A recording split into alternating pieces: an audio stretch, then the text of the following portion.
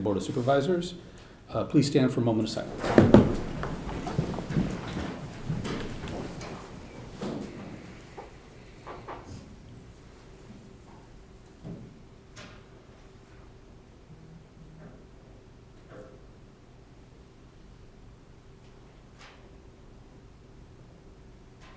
Okay, Dr. Ligon, lead us in the pledge, please. I pledge allegiance to the flag of the United States of America and to the republic for which it stands, one nation, under God, indivisible, with liberty and justice for all.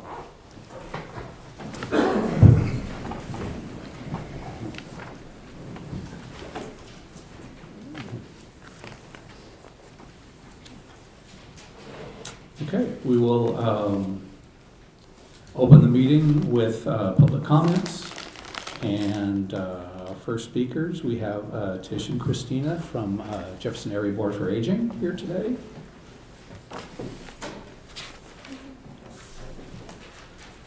Good afternoon. Good afternoon. Thanks for coming. Thank you. I am Christina Evans. I'm the CEO with the Jefferson Board for Aging, JABA for short, and we wanted to come today to offer tremendous support that you guys offer for programs and other support measures that we can provide critical safety nets to seniors, adults with disabilities, and caregivers in Nelson County. Without these supports, many could face isolation, food insecurity, and health issues. I want to share some of the funding supported by your community. The Cecilia Epps Community Center provided over 4,900 hours of activities to 31 center members. These members also received over 1,300 hot, delicious meals prepared by our in-house chef. Aging Services Coordinators provided 1,630 hours of support to 120 individuals to ensure that they connected with the services and programs that we offer to continue living in the community. For frail and homebound seniors at Nelson who help need preparing, let me start over for a second. For frail and homebound seniors in Nelson who need help preparing meals for nutrition to support good health, our home-delivered meals programs provided 3,446 meals to 55 individuals. 144 individuals received support from our insurance counseling program, and our long-term care ombudsman advocated for 76 elders to ensure their rights are protected. This year, with the help from the grant provided by Nelson County Community Fund, JABA was able to launch 2 new evidence-based pilot programs at the Cecilia Epps Community Center. These programs included Bingo Size and A Matter of Balance. Both programs promote fitness, health education, and fun to maintain overall health and mobility. And then I have a story to share with you guys. And I also have a handout, so you have that story within your handout. At 78 years of age, Bee had spent her life caring for others. When she was no longer a caregiver for her family member, she felt like something was missing in her golden years. She was looking for a place to go and enjoy activities with peers. After learning about the Nelson Senior Community Center, she was thrilled to begin attending to find new things to do and become a member volunteer where she could still help others. Staff arranged transportation for her so that she could attend, even when unable to drive. Bee continues to express her value for loving others through her new friendships at the center, and we are thankful to have her love and kind spirit as part of our center family. And I have a handout for you guys. Over here? Yeah, sure. Yeah, thank you. That's not later on. Thank you. Thank you very much.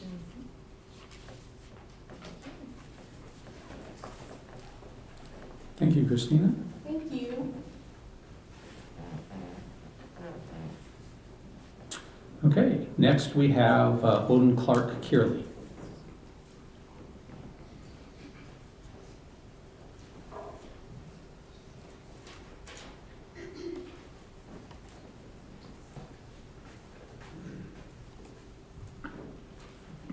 Good afternoon, Board. Usually I'm here with my friend and partner, Braden Murphy. Today it's just me. Braden is at a ambassadors meeting with the principal of UVA for International Affairs, so he's learning something there. I'm just here to give a quick update on the Nelson County Sister Cities Initiative. I understand that in the house building process, there are moments where it looks like nothing's really getting done. I understand that may look the case, but right now we are working on drafting our letters to send to our foreign international communities.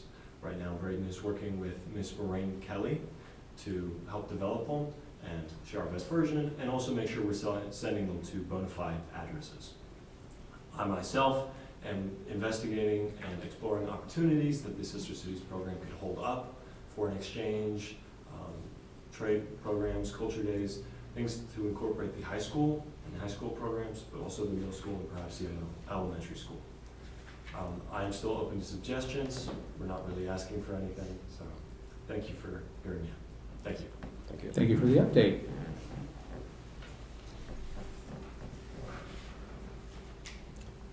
Edith Napier.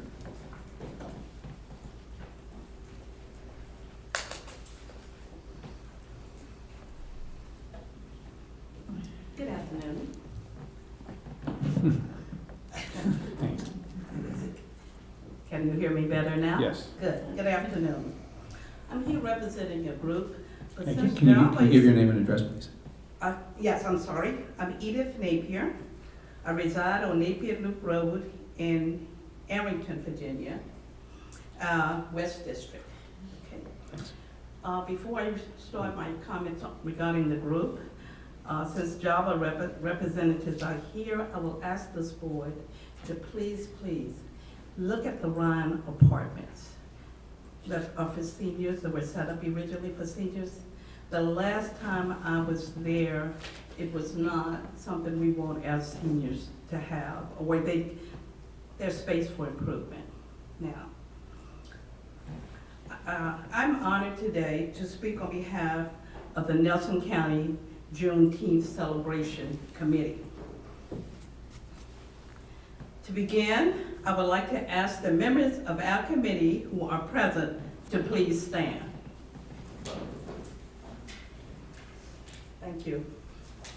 Their dedication and hard work are the backbone of this celebration, and I extend my deepest thanks to each of them.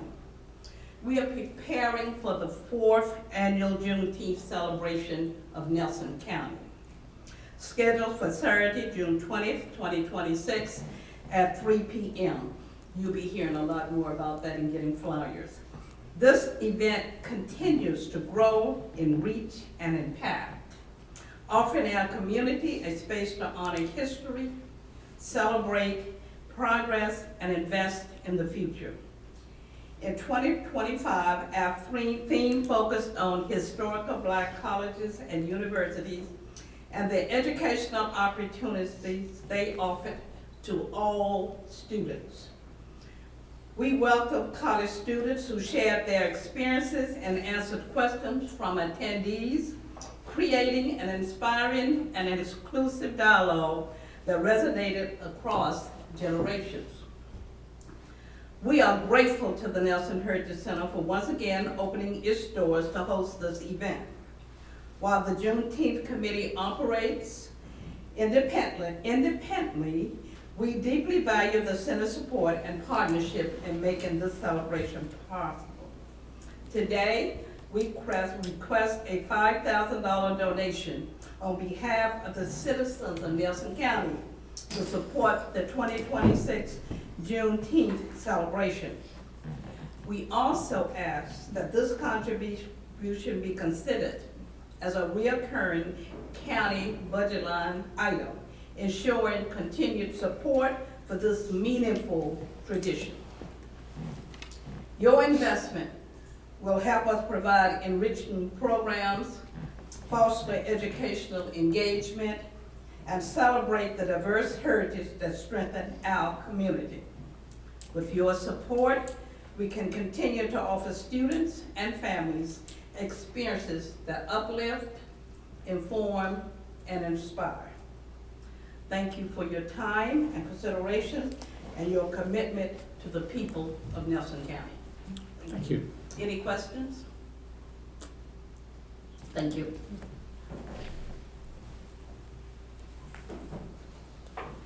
Mr. Edward Waterfield.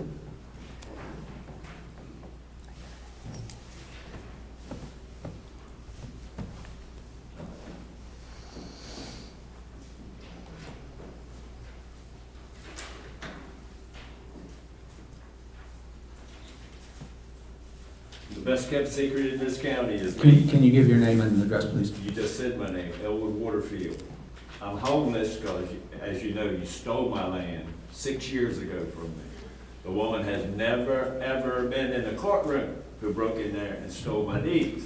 4 years later, where I lived for 21 years, I'm gone. Mr. Rudd, you're all being impeached. I'm sure you're aware of that. I filed it 3 months ago. Supposed to be heard within 15 days. Typical Nelson County. Mr. Rutherford, the one back here grinning like a possum, he should have been in jail a long, long time ago. Numerous women have been sexually assaulted because of what Nelson County has did with keeping crooked cops.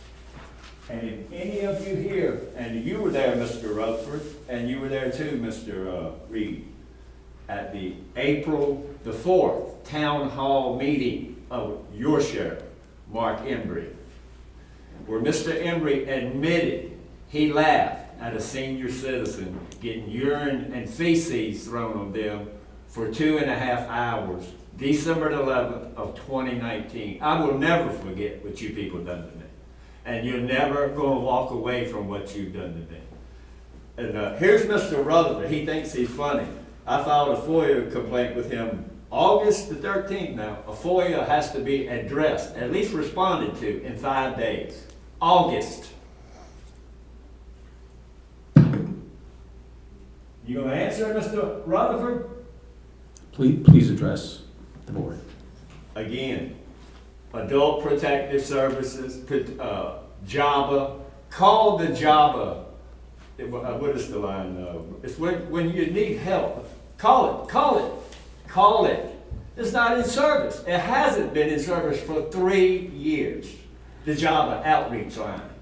It's ridiculous. It's ridiculous what's going on in this county. If Mark Embry, 12 days later, he's getting awards for protecting senior citizens. He laughed. Him and Mr. Phillips both laughed. And this is what Mr. Rutherford, he thinks he's funny. He got the FOIA request. He put something on there. Better things to do than drugs. I know somebody much closer to him. He needs to worry about being on drugs than he does me. Thank you. And believe me, I will impeach you. I'm going to, Ms. Lincoln, I don't know why you keep staring at me. You said you were going to blow the whistle on corruption. You ain't done a damn thing, and you're not going to. I'm not scared of none of you here, especially you, Mr. Rutherford.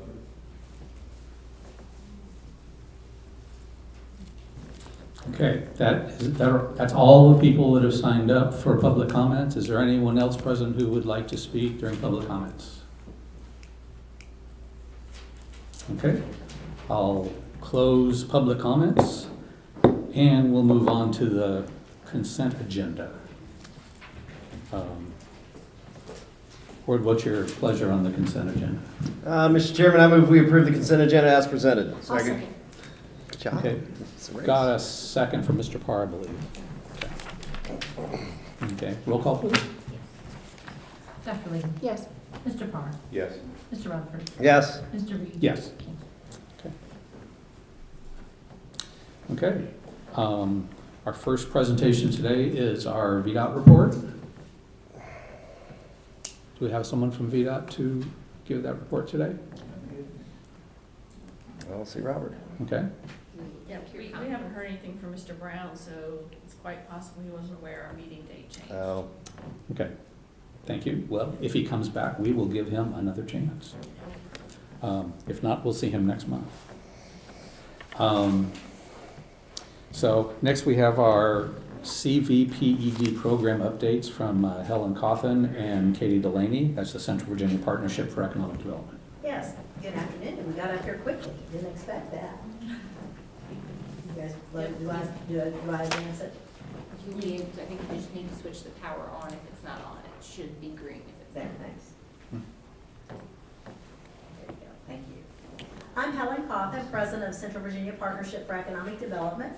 Here to just give you a quick update on a couple of new things that we're doing, and really appreciate your all's support. Been supporters since our inception, almost 30 years ago. Get it? It's not advancing. maybe it wasn't on, maybe it was on, there we go. So we're a public-private partnership, Nelson, all the way up to Culpeper, so really basically this side of the mountain, 8 counties plus city of Charlottesville. Again, we celebrate our 30th anniversary this month, but we're actually not going to officially celebrate till our annual meeting next June. But we have been around for 30 years in another week. Our leadership includes Candy McGarry, so each of our public sector side is represented by the county administrator or their designee. We really appreciate Candy's support. And then we also, it's chaired currently by Susan Gruber of UVA Community Credit Union. So every year it switches back and forth from public to private sector. And then, of course, Maureen Kelly is one of our favorite economic development directors. Maureen is one of the most creative persons I've ever met. So she's wonderful to have on our team and is a great supporter as well. So since 2023, we just wanted to share with you some updates. It's just been a crazy, exciting time for this region. The most recent announcement of AstraZeneca, $4.5 billion project, 3,000 construction jobs and 600 long-term jobs. I think what's exciting about that is that's really going to benefit everyone. It is at the Rivanna Futures site right next to Rivanna Station. They're taking the back lots, which is unusual. Usually a new project would take the front lots. But we're excited about that. It's really going to elevate. Most of our region, we don't have internationally recognized names, and this is one. So it's really unusual to get a big whale for our region. That's not typically what we do in economic development. We're focused on smaller companies, mostly privately held. But I think the thing that's neat about AstraZeneca is I think that's going to benefit everybody. There'll be suppliers that want to come here. There'll be warehouse opportunities. There really will just be a lot of opportunities from that, even for existing businesses. So of course, it just got announced, so we don't have details on all of that yet. But look forward to working with Candy and Maureen on those opportunities that potentially could benefit Nelson County and your companies as well. But it's just at such a high number, mainly because of the data center activity with EdgeCore in Louisa County, taking that whole 700-acre business park right off Shannon Hill exit on 64, $17 billion data center development by EdgeCore, and then several AWS, Cielo, DataBank, Cloud HQ, and Culpeper. So just a ton of activity. Those numbers are just extraordinary. You all know that. Usually I come, you know, we think a $1 million expansion is pretty exciting in our region, so it's kind of crazy what's going on. I wanted to tell you today about our new Central Virginia Innovation Corridor Strategic Roadmap. It's pretty much based off of 29, so all the way from Nelson County. In this case, it goes up to Fauquier. It's our whole Gold Virginia region, which is both planning districts 9 and 10. What we're excited about, it's really looking at what's going on here that's extra special and different and unique compared to other places in the country. And we think with national security, IT, kind of the various things that are going on with advanced materials, data science, AI, even things like Perrone robotics and their autonomous vehicle technology, and then life sciences, biotech. Pictured there, Klockner Penoplast is at the top. At the bottom is the new Manning Institute for Biotechnology at University of Virginia's Fontaine Research Park, not very far from Nelson County. And what's exciting about that, they're going to hire 100 researchers and their teams. And the whole idea is to get technology to commercialization faster, do more clinical trials so that discoveries can become usable for patients as soon as possible. So this effort, Maureen's involved with this as well. $100,000 planning grant from Go Virginia. It didn't cost you all anything other than your regular support for CVPED. But we're excited about that because we think this study is going to give us very clear recommendations on things to do and what to capture, what to capitalize on. And nice thing about Go Virginia, as you know from the wine project, is that you got the $100,000 planning grant, and then it was followed by several $100,000 for the implementation of the wine study implementation. What's the second word? I can't think of it. Wine something implementation. I apologize. So this will be the same kind of thing where we have a planning grant and then hope to get some money for implementation. The other exciting thing that we're doing is the Charlottesville Regional Chamber had the Defense Affairs Committee under its umbrella. We have now moved that under Central Virginia Partnership, so now, instead of just being Charlottesville, Albemarle focused, it's Nelson County all the way up to Culpeper, looking at not only our current defense companies, but those companies that can be suppliers to defense or expand to national security type work, and so we think there'll be some opportunities for Nelson County as well. We've hired Miles Davis, who wasn't able to come today, brand new person for this effort. So we're excited about him getting to know your community and a few of your businesses here that are in the sector. And again, that has separate funding, so was really nice to already have that in place. And we're very excited about starting to really do something with that. Next, I'd like to introduce Katie Delaney, our talent director, to give you a little bit of an idea of what we're doing with talent and our workforce development, and then we're happy to answer any questions. Katie. Thank you, Helen, and good afternoon, board. I'm going to lift this just a little. Yes, Helen shared about the line implementation grant that is well underway.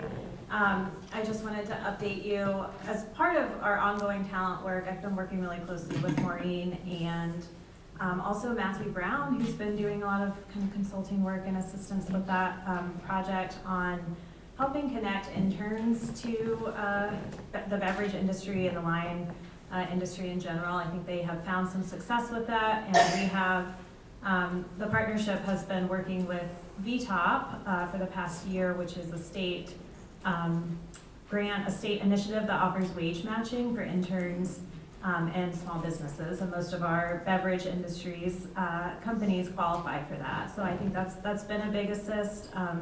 The career team at UVA has met with them, and I know they've also made inroads with PVCC. And that's really exciting. Honestly, Nelson County has helped launch momentum for that sector region-wide for us, but those conversations have really started with you all. I also want to just make sure you know of livingcentralva.org, which is a website that we continually update for our talent efforts, both attraction and retention. We have on that website live, work, and play featured in each of our localities. Under Live has its own page that spotlights what makes your locality wonderful. Work, we have our priority, our different sectors, and are adding always testimonials of companies throughout our region. And play, we really focus on the livability and how the quality of life that we know in this region is wonderful. So I think we have for Nelson done a good job and have a good effort at the craft beverages and the industry with the wine grant especially. And there is a lot on the website also about play, but we want you to know that that it's an active, always living site that we are updating. I'm in close conversation with Maureen about how to make this a resource for you all and what we can add.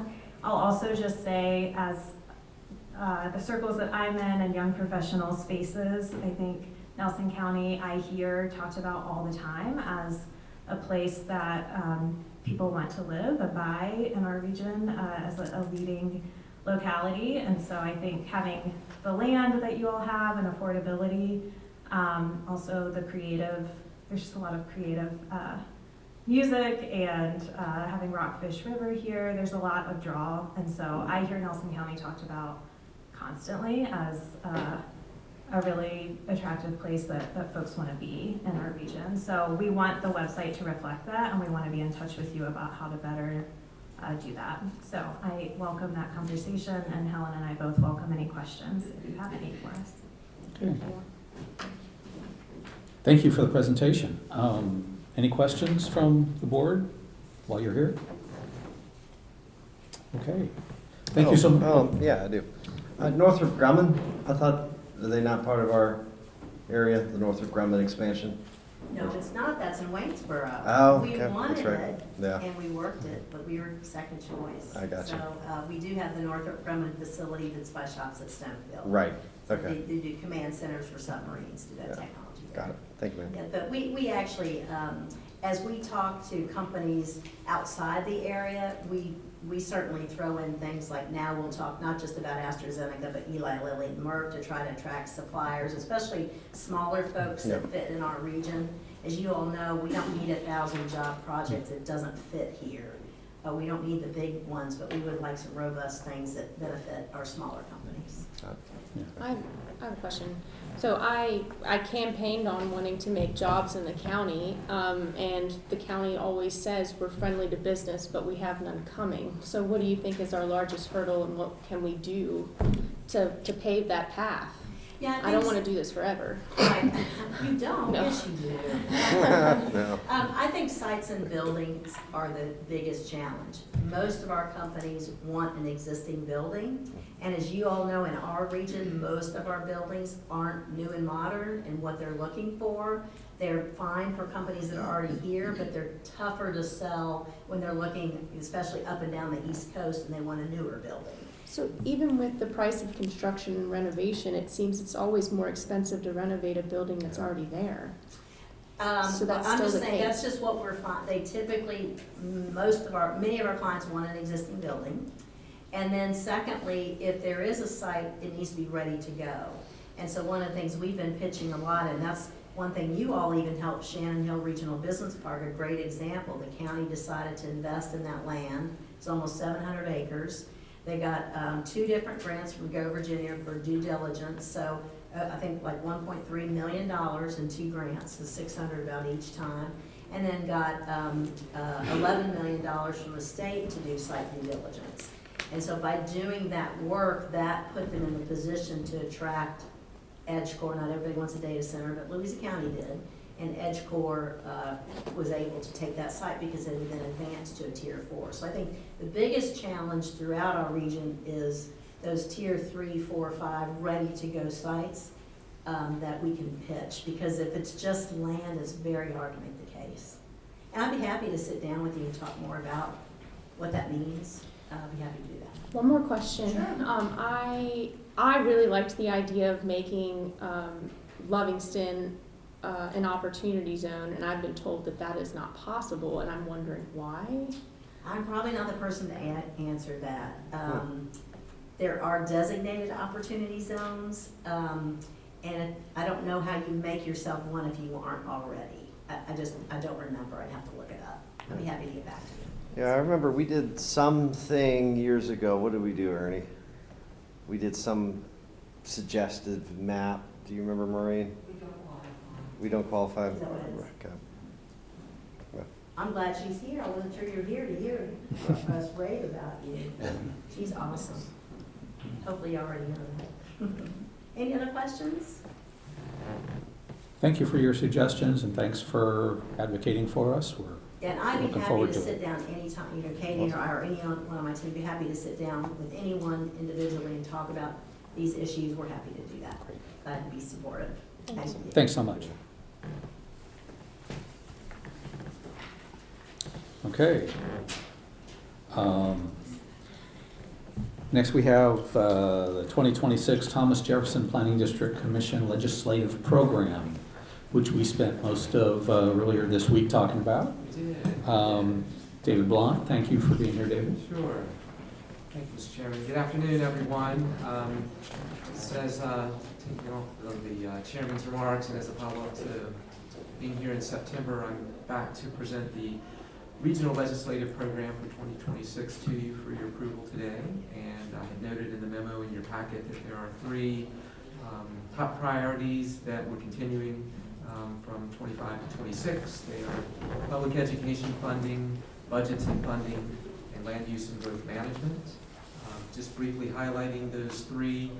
Public education, as you know, is our perennial position that endorses realistic levels of state funding support for K-12 education. One change to note in the position this year is noting the higher costs that are going to be expected to be associated with the upcoming re-benchmarking of K-12 education costs, which is done every 2 years. The second priority on budgets and funding, this is the another long-standing position that is expressing our support for additional state funding for local, for aid to local programs that are actually state programs carried out at the local level, and then our opposition to unfunded mandates and to restricting or usurping our local revenue generating authorities. If you look at these two together, there are some changes that have been put into those two statements, some new language to recognize the federal government's funding relationship with states and localities is obviously changing, and also to put some further emphasis on opposition to eliminating or restricting, or rather shifting cost to localities of programs that have previously been funded with federal funds. That was in the second priority. The third priority on land use and growth management, as you know, localities remain concerned every year about bills that attempt to somehow limit or restrict or usurp your land use authority. We've seen a lot of that going on with legislation the past couple of years, anticipating that will continue in the coming year. We really spent some time in strengthening this position last year going into the 2025 session, so we've not proposed any changes to that position for the coming year. Following those three priorities, there's the legislative positions section that focuses on recommendations and positions that are outside of the top three legislative priorities. Wanted to highlight just a few changes that are made in some of those areas. Under the Children's Services Act position, there's some additional language opposing caps on state reimbursement under CSA. That was an issue that we dealt with this past year. That's on page 3. On page, you're doing a good job keeping up with me. So on page 6, there's some new language in a couple of different spots on 6 and 7 actually to encourage support for investing in our local social services departments, for administering revised SNAP and Medicaid programs. There's also, I believe this might be at the top of page 7, support for rural hospitals that are facing reductions in overall Medicaid funding, and also support for additional funding to local governments and local communities, rather, to assist low-income working families with child care costs. And then the final change that I would point out to you is on page 8 in the transportation section, really kind of building off of some work that was done at the TJPDC and some letters that were sent to the legislators in the region. We've added some language supporting additional state investment in our transportation infrastructure. So those are the things I wanted to highlight for you. Certainly glad to take any questions you may have, try to answer those, and again, looking to have your approval of the program today. Yes. Thank you. So we got Lotus still on public safety. I think that was a mission accomplished. Did I not take that out? Did not, page 7 at the bottom, so I'll put that in there as a test. it's all good. I caught you. Thank you very much. It's good to have a win and take something out. As it relates to public safety, health and human services, I heard, I don't know if this to be accurate or not, is it true that there will be an expectation of localities to do some form of match for SNAP benefits? I think that's still being, Is that being I think that's considered? still being discussed. I don't think anything in terms of the benefits that's Yeah, decided yet. I don't know, I just heard that was, There was some discussion over VACO about that, but I don't think there's been any decision. any decision, okay. Yeah, we don't know, we don't know yet what the amount that the state Okay. might be on the hook for because of the error rate. Right, they changed it from 10% to 7. Well, it's gonna depend on, if we can get the rate down below 10%, then, there's kind of a tiered level of how much state investment would be needed. And I Gotcha. think that then that would come into Okay. question as to, are they gonna cover that, or are they gonna share that cost Got with it. the state? Okay. Any other questions?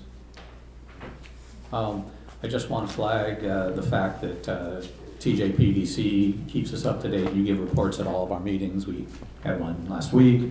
And the combination of that, our experience at VACO and today, kind of keeps us up to date on all these things. Now all we have is, a new administration to prioritize new things. There was a lot of discussion about that at VACO.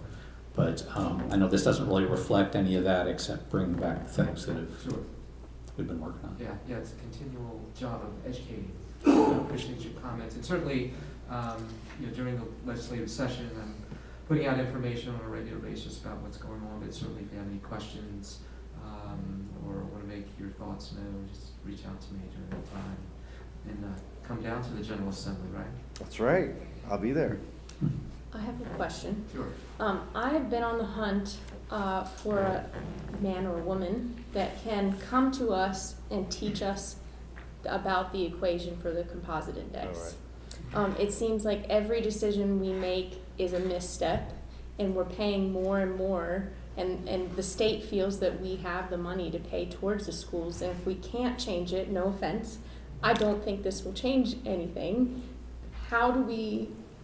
Are there people out there that will teach us how to stop making the wrong decisions, and help us in this situation? It sounds like that first you want to, be more aware of, the different components and elements Right. in the formula itself. I don't know, to get in kind of at the second part, if someone in the school division would be able to, No, I've explain asked. some of those things. Probably you're, looking at someone at the state level. Used to know some folks in the State Department of Education that, knew the LCI formula forwards, backwards, upside down. But if you would allow me to, give that some thought, there may be some other folks that might be able to do a primer on that. And certainly, I think if you're more educated about the components and the weighting of those and how it's figured, might help you in decision-making in other areas. Also bear in mind too that when we're getting ready to receive the updated composite index numbers, probably in the past have been out about right now, we just haven't seen them yet. There's always a 2-year lag, so they're looking at data, that's 2 years old. So really by the time, you're getting to the end of the next biennial budget at the state level, you're really, based off of something that's 4 years old. So just kind of remember that when you, are thinking about the components and maybe where certain, whether it's real estate or income or school enrollment or population has been 2 years prior, as part of your, I guess, decision-making process. Okay. But So, I'll get back with you if I'm pretty sure I can come up with some names and contacts. we're looking at a new LCI then for this coming budget session. So Yeah, it would be a timely thing for us to review for sure. Yeah, and I'm not an expert in the LCI. I did have a conversation with Mr. Regenbaugh when he was over at VACO. I think based on, the analysis that he is doing on an ongoing basis, that he's anticipating kind of overall increases. Again, if you're looking at data that's 2 years old, coming from the prior 2 years, which was the beginning of COVID, and how things, may have gone up from there. So I think he was maybe giving a little vision into what we may see. But hopefully we'll know those numbers soon so we can prepare. Okay, Thank you. thank you very much. Is this an action item? Yes. Mr. Chairman, I move we approve our 2025-78 as presented. Second. Okay. Motion second, any further discussion? If not, we'll do a roll call. Mr. Parr? Yes. Dr. Layton? Yes. Mr. Rutherford? Yes. Mr. Reed? Yes. Thank you all very much. Thank you. Have a good rest of the day. Okay. Okay. Next presentation is the MAP 2 Health Report from Ryan McKay and Jen Fleischer. Hello. Good afternoon. Thank you all for the opportunity to present our community health assessment. My name is Ryan McKay, Director of the Blue Ridge Health District, which includes our health department here in Nelson, and with me is Ms. Jen Fleischer, who is our project officer for the community health assessment and health improvement plan. I'm just going to give you a brief overview of kind of the overall structure, why we do this, why it's important, who we work with, and Jen will give you a much more detailed assessment and the results of what happened, particularly around all the work that was done in Nelson County. So kind of the nuts and bolts. The IRS requires that nonprofit community hospitals across the country conduct what's called a Community Health Needs Assessment, or CHNA. We call it locally the CHA, or the Community Health Assessment.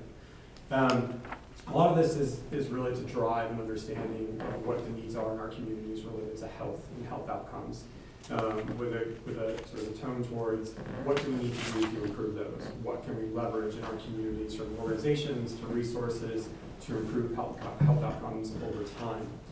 This is an 18-month assessment of the community, and so for us it's Nelson and the entire district, but in strong partnership with UVA Health and obviously Sentara Martha Jefferson as the region's nonprofit community hospital. We published the CHA back in September, and we do this every 3 years, so we're currently in sort of the health improvement plan phase, and Jen can talk a little bit about that later. So some differences, we are in Map to Health 2.0. Previously we did not have a steering committee, so this is a new aspect to what we're doing. There is a core group, it's the three organizations I mentioned, UVA Health, the Health District, and Centera. A lot of what we do at the core group level is maintain communication, listening to, gathering information and recommendations from the steering committee, and doing some data gathering and analysis.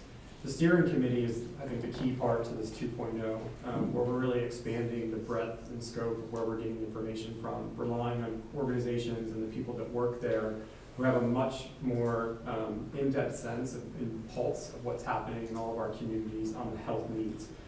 This ranges everything from physical and mental health to the social drivers of health, how economics and education and where people live also impact their health outcomes. So you can see here all of these different types of organizations that we've worked with, certainly led by Jen, and then looking at our steering committee specific to Nelson County.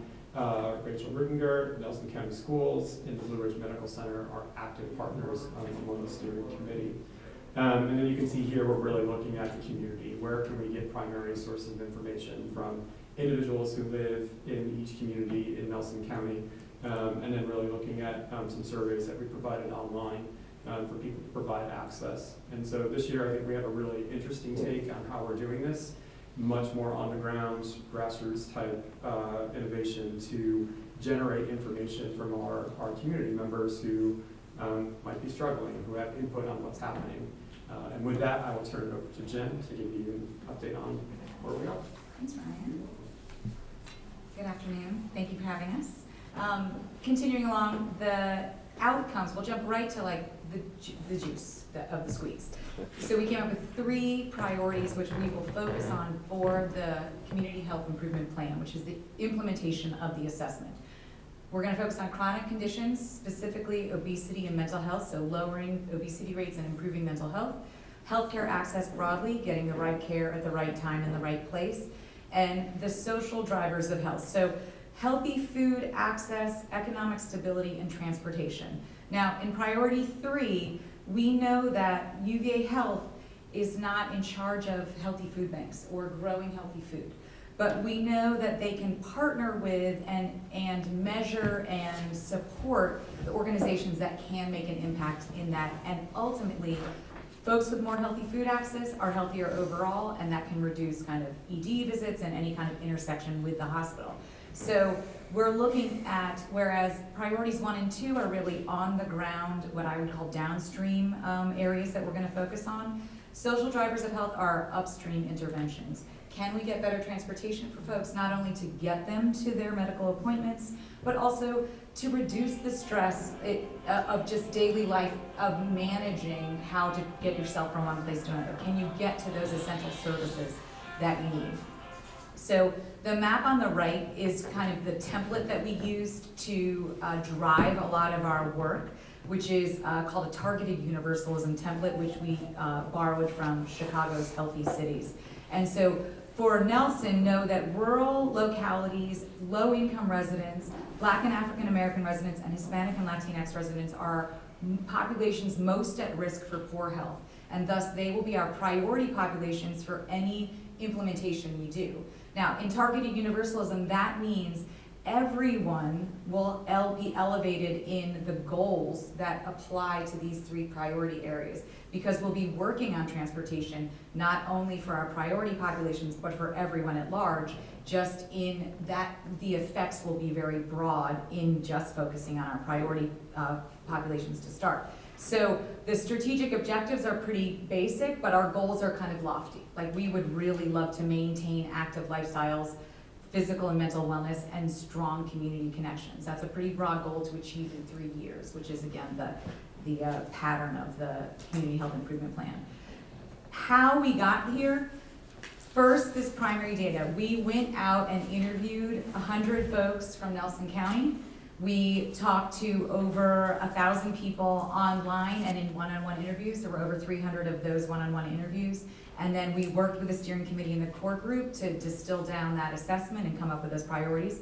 We also looked at secondary data, census, state data for trends and disparities, and that validated where and to whom we spoke with folks. And then that distilled down to these priorities. We went back to folks that we had spoken to in the fall to gather that initial data to say, hey, look, here's what we heard. What do you think would be a good solution to this problem? And so we spoke to, again, these one-on-one interviews throughout the district, Nelson included, to say, when we start implementing change in these areas, what do you think would make a big impact for you? And gather that information. And stop me at any point that you have a question on this. So this was the star of MAP 2.0 for us, the community health assessment. We did a randomized door-to-door survey in tract 9501, which include Arrington, Gladstone, Norwood, Shipman, Schuyler, and Wingina. So we knocked on 238 doors and got 100 responses, asking folks questions like, in the past 30 days, how many days has your mental health been poor? What's your biggest obstacle to being healthy? What would you need to be your healthiest? What supports do you have now that support your health? And so these conversations were really enlightening, and because it was a randomized survey and statistically sound, we can assume that the answers we captured from this door-to-door survey are applicable as a proxy for other rural districts in rural localities within the district. So it was really valuable, not only in hearing from folks in Wingina and Shipman and Schuyler, et cetera, but also for the district at large. This was an amazing project, and I highly recommend a randomized door-to-door survey anytime you want to really find out something, because you will meet some amazing people. So the key informant interviews were our second part. These were the one-on-one convenience surveys, similar questions to our door knocking in Nelson. We had about 6% of the respondents from Nelson County, which is interestingly the amount, kind of the same proportion that Nelson County sits population-wise in our district. That was just lucky. So we did that over 17 events and locations, and followed up again in the spring to get some ideas. We also conducted 4 focus groups with folks with disabilities, Spanish-speaking community health workers, folks in the reentry community, which is the picture you're looking at here, and folks in the LGBTQ community. And again, similar questions to the key informant interviews. There were 22 respondents altogether. We had 3 of those groups had a Nelson County representative in them. And then we had online surveys. So here's where we got our greatest respondents. 42 Nelson County residents answered that survey. And then we had a stakeholder survey. Organizations and agencies that serve folks in the district answered, and we had 35% of those respondents said they serve consumers and clients in Nelson County. We really wanted to hear from providers their perspective on where they thought their clients and consumers had the biggest obstacles to health, or what could support them in healthiness. And the same thinking around the Nelson County survey, but from that kind of working with folks perspective. Finally, we did a photo voice project with 7 Monticello High School students. It's really hard for us to get voices of adolescents and youth involved in this process for many of the private information and IRB problems that happen when you want to do a study like this. So photo voice is where you give, in this case, these students a topic to photograph in their neighborhoods and communities, and then they sit for a focus group to discuss what those photographs represent, and how, in this case, it represents their health and their future of health. So they focused around assets, well-being, and resilience.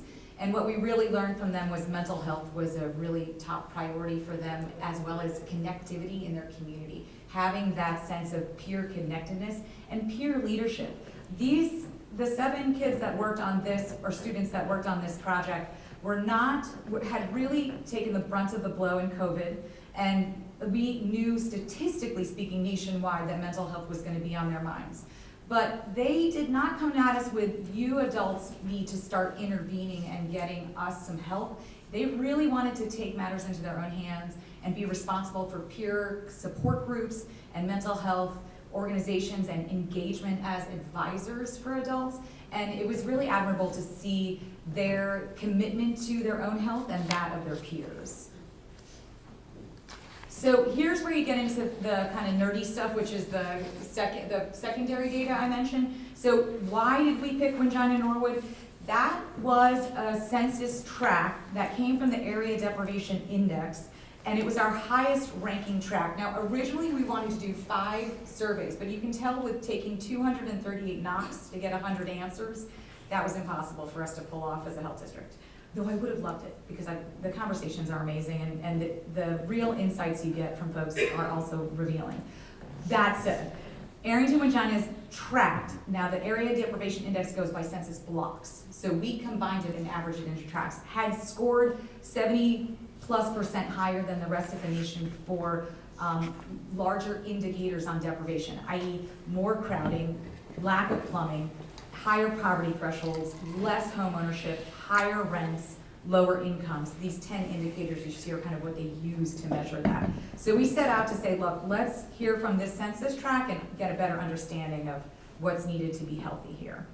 We also, for the first time ever, got UVA and Centera patient data. So we had, for the last 3 years, anyone who lived in the district, we got to see the highest ranking disease and outpatient and inpatient kind of problems that were going on from within the health system. So we have never before been able to get this information, so this was also very exciting for our process. You can see I've highlighted that percentage of obesity among UVA patients 2022 to 2024, and again, that eligibility, you had to have gone to UVA in the last 3 years and have been a patient living within the district. You can see that one of the highest ranking in Nelson County is, again, our Wingina census tract. And then the census tract to the left on the hypertension ranks slightly higher than our census tract for those levels of hypertension. That's kind of south of Wintergreen and a little more sparsely populated with an older population, so that's not quite surprising to us. Of the 118,000 patients in the set we were given 99,000 were geocoded, and that's how we made this map. When we combined it with Centera's patient data, so UVA uses kind of indices to look at their patients, whereas Centera just gave us kind of flat patient rankings. You can see there's a lot of disparity by race in these top 3 problems: blood pressure, obesity, and heart problems. We noticed that flip for white patients with heart problems moving further down the line, but for the most part, this is why we really want to focus on our Black and African American residents and reducing that disparity, really focusing on that work to lower obesity, lower blood pressure rates, and all the social drivers that contribute to that disparity that you're seeing. And finally, we use the county health rankings and roadmaps. So this is kind of interesting. This ranks among problem areas in health where Nelson County has more than 10% of a higher ranking than the state, and higher is not better in this case. So a blue highlight that you see for health and social determinants means that that's a kind of outlier compared to the rest of the district. So where Nelson County had some kind of highlights was in health, motor vehicle deaths, injury deaths, firearm deaths. In our real problem area for social determinants, 12 of the 17 indicators, you're 10% higher than this, so you're worse off than more than 10% of the state.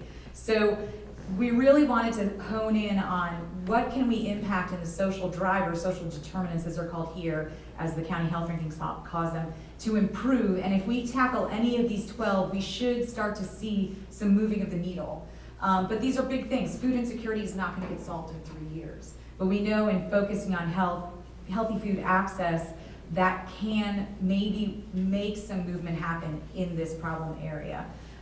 It also, don't take this as at face value. When we flag motor vehicle deaths, for example, that does not mean that we need to go out right now and start improving driving and safety and everything motor vehicle. That's 14 people that are impacted throughout the district. But the ratios are very small. You always want to look below these charts and say like what's really behind them. But this was one of the 3 data sets we used when we, it doesn't tell us why this is happening or how we tackle it. It just gives us this kind of broad bird's eye view about where we want to begin. So I just want to kind of clarify that in this. Don't panic is basically what I'm saying. So, in the end, what are our problems? Diabetes, blood pressure, mental health, weight issues, and heart problems. We need to tackle those problems if we want to improve health in Nelson County. What are the obstacles to health? I can't get health care. I don't have any time to be healthy. I can't get to healthy food. I don't have enough money. There's no transportation to get there. Aging, now we're not going to stop anyone from aging, but all of the things that are associated with aging, including isolation, respite care needed, and services that happen with a body that's aging is really what that's talking to. And then lack of exercise. But the number one support needed, money. Straight up money. Not doctors close by, not first, not access to healthier food. If I'm gonna be healthy, I need more money. And so that's something we kind of swallow as a pill in our healthcare system because it's broken. And we're used to that in America, but it's pretty hard to hear when you knock on someone's door, like who's at the bottom of a road out on the cusp of, Wingina or Norwood, and their family is living in the rest of the plot of land, and they can't afford to get the ride to get to the medical appointment, but they can't call on the family members because they don't have the bandwidth to do it, and there's not enough money to fill in the other gaps to make that happen. And there's a total willingness to work on this, and there's a total drive to go to that appointment, and it's the money holding you back. And so that was, even though I knew that because we are all part of public health, to hear it firsthand and see it repeatedly happen on every door we knocked was disheartening, and also opens up an opportunity. We need to figure out how to increase incomes, economic stability, in order to improve health. It's not just getting good doctors and good hospitals. We've got to get people on stable ground in order to improve their health. And so that spoke to that greatly. The others on the list are ones that you saw. Just to clarify one, community support is peer-to-peer support. We're really surprised by this. I heard this a lot in Nelson, particularly from older adults. I'm fine, my neighbor gives me a ride, but I really love it. My doctors asked me to take care of my diabetes with more exercise and better food. It'd be cool if our neighbors could get together in a group and someone could hold us accountable and we could each together work as a group on a walking group or a cooking class together. I say I find that surprising because I thought COVID kind of moved everyone into, let's do it on Zoom and then we'll be fine. Or I don't have time for that because I'm working so many jobs. But even with that precept and the money needed, community coming together in real life was a top 3 request for how to get healthier. So more of our efforts here in Nelson will look at that kind of community support. So now we move into implementation, again, going back to those 80 folks we talked to. Hey, what do you want? Healthy eating classes, budgeting support, transportation to class. I want community-led groups. I'd love mobile, free healthcare nearby. We heard that a lot in Nelson. A lot of folks, I would pull up to a house, there would be 4 or 5 cars parked in a line outside the house, and it was a multi-generational house. So that made sense when I knocked on the door. Okay, great, there's a teen living here, there's an older adult, there's also a young adult. But none of the cars are running, and there's not enough money to get the cars running, so they're still relying on their neighbor for a ride because John doesn't service that side of Nelson right now. So this kind of bring the healthcare to you, even with Blue Ridge Medical Center around, which was highly listed as a great support repeatedly over and over again, was a key component to these ideas they thought would improve health. Now, most of the people we spoke to in Nelson were going at least 30 minutes for a medical appointment and at least 45 for a dental appointment. So we know that we need to work on dentistry as an offering in particular, but this transportation and bringing health to you is going to be a key component of our work in the implementation plan. And then improved efforts at advertising and marketing. Went to a family, she had a younger daughter who was just pregnant, 2 older children in their 20s who were just coming home after trying to get jobs and kind of unsuccessful and kind of cobbling it together. And I said, Blue Ridge Medical Center is offering dentistry and now specialty care. And she didn't know that, but she lived closer than anyone else we had interviewed in that block. And so, she, kind of getting the word out that there are resources available and that you as a group of supervisors are helping to make that support available is going to be part of the funding and need necessary to make sure that all of the dots are connected for the folks trying to remove these obstacles to their health. And so really that comes back to what now? So we just started convening, and again, Rachel will be part of our convening group for the Community Health Improvement Plan. This will run from 2025 to 2028. This is Centera in particular's chance to show the IRS that their nonprofit standing is worth it and that they can move the needle with the help of UVA, Blue Ridge Health District, and its partners to improve health in these areas. And so when we are working on trying to get a robust grant program for organizations who want to work on the CHIP and work on these objectives, and your support of Nelson County programs that are aligned with CHIP initiatives is really kind of one of the better ways you can help us get the work on the ground done, as well as at that legislative level with transportation, economic stability, and healthy food access. So I'm happy to answer any questions about that very long spiel I just gave you. Okay. I'd just like to say that what really stands out to me in this is something that that we're all dealing with, and that's poverty and income disparity. And, you know, not seeing that on your final slide, you know, shows me that a lot of this is beyond your purview. But then again, it really isn't, because the cost of healthcare is a huge piece of this. So I just wanted to flag that as a concern that we'd probably like to see clearer acknowledgement. Yes, I'm wondering if you're thinking that the not seeing the money part I think, this might help clarify. Okay. The folks that we interviewed are representative per the census of your socioeconomic status, but we actually spoke to more folks who were living within poverty or range of poverty. So though we did get the full range, so we spoke to folks who were very well off and it matched your population set, but we got a little bit more on the poverty side. It is not to say that we aren't saying that poverty isn't an obstacle, we're saying that money is the obstacle. So it's a reframing of that, but you are on the nose. I mean, that's why we're saying economic stability is critical to health, because whether you qualify as someone who is living at a certain AMI for a poverty entitlement package or any kind of other supports, everyone we spoke to elevated that economic piece and that money piece as a driver towards their health. So yes, and you're not seeing it here because it's not the deep dive, but you can see that in the deep data of the report. Thank you. Yes, glad. Did you want to go?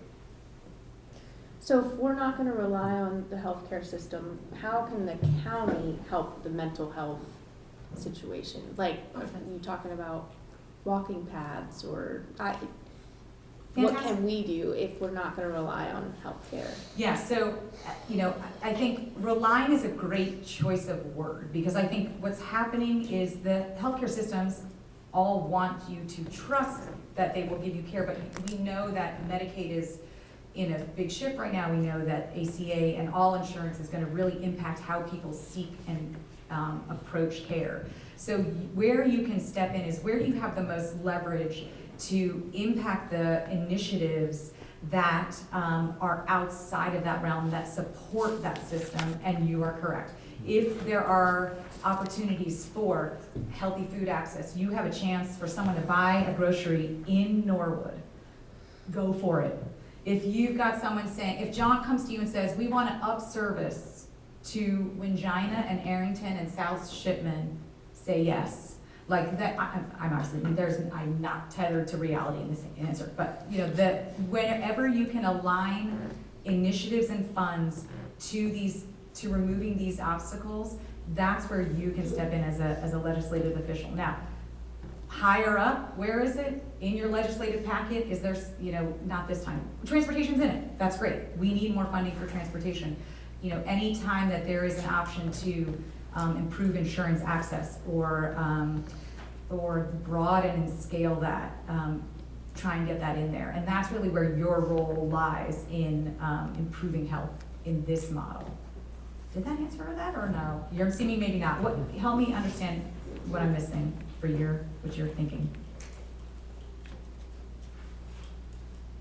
Like, do you want to go out and build a path, you personally? Yes, Well, please. I have decided things happening privately happen faster. It is interesting when you say the death of the small grocery. I'm going to advocate for more now in our zoning.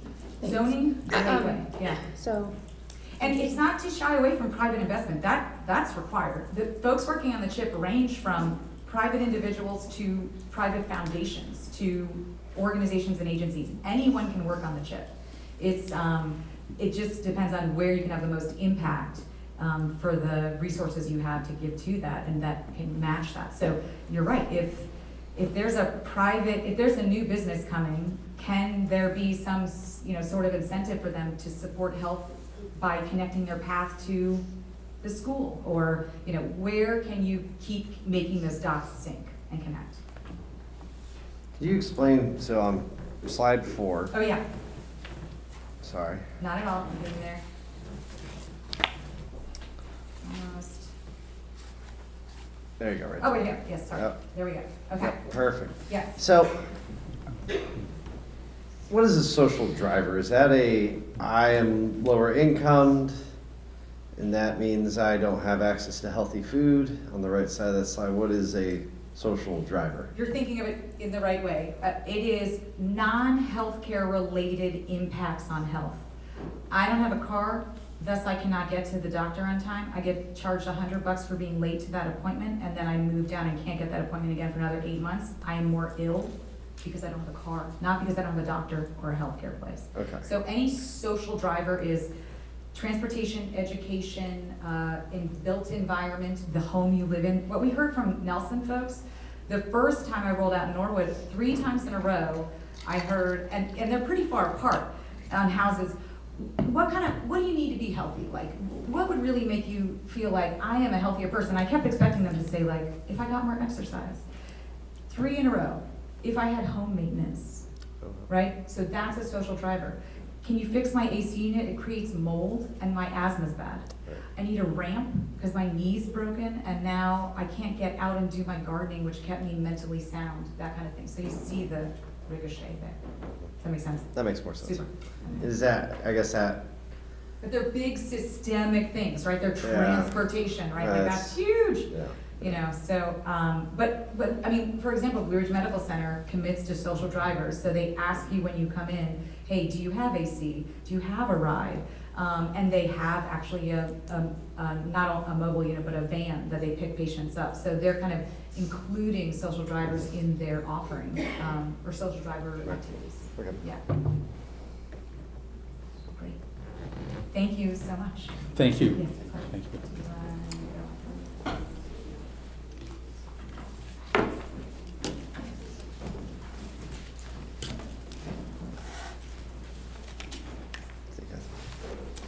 Okay. New and unfinished business, the Piney River water and sewer rates. Do you want to give us an update on that, or? Sure, yes.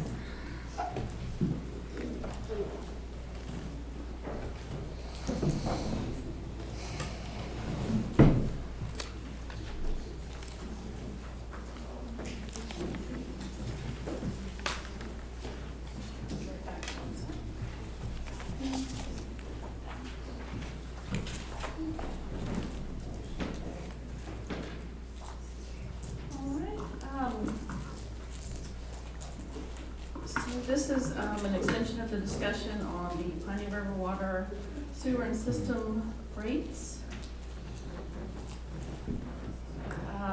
Here you see our applicable statutes and authorizations related to setting these rates. Where we are now is we provided public notice and held a public hearing on October 14th, and the board deferred action on the proposed ordinance 2025-09. Here, I'm just reiterating and re-showing what the proposed rates and effective dates were for water and sewer rates and fees for the monthly service plus grinder pump fees. Our customer base, as y'all have been shown before, we have about 206 customers, 5 water only, 18 sewer only, 83 sewer and grinder pump, and 100 with water, sewer, and grinder pump. So here, what I thought might be helpful, just to show the customer base by service and what their current monthly bill looks like, and then what the monthly bill would look like with the rates proposed in the ordinance amendment as of January 1st, and then July 1st, 26, July 1st, 27, and July 1st, 28.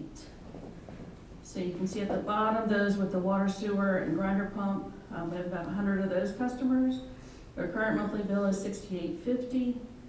With the first proposed rate in January, it would go to $85.65.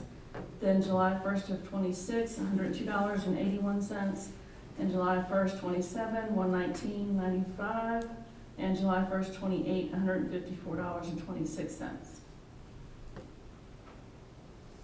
This is the same chart, but it just shows the dollar change and percent change for each of those customer bases. So you can see the January 2026 proposed rates, all the way at the bottom, the most costly customer base that has the water, sewer, and grinder pump. Your dollar change would be $17.15 or 25%. The July 26 rate would be a $17.16 increase or 20%. July 27, you would have a $17.14 increase, which would be 17%. And then July 28, you would have a $34.31 increase or 29%. The total for the whole increase range, you would have an increase of $85.76 for 125%.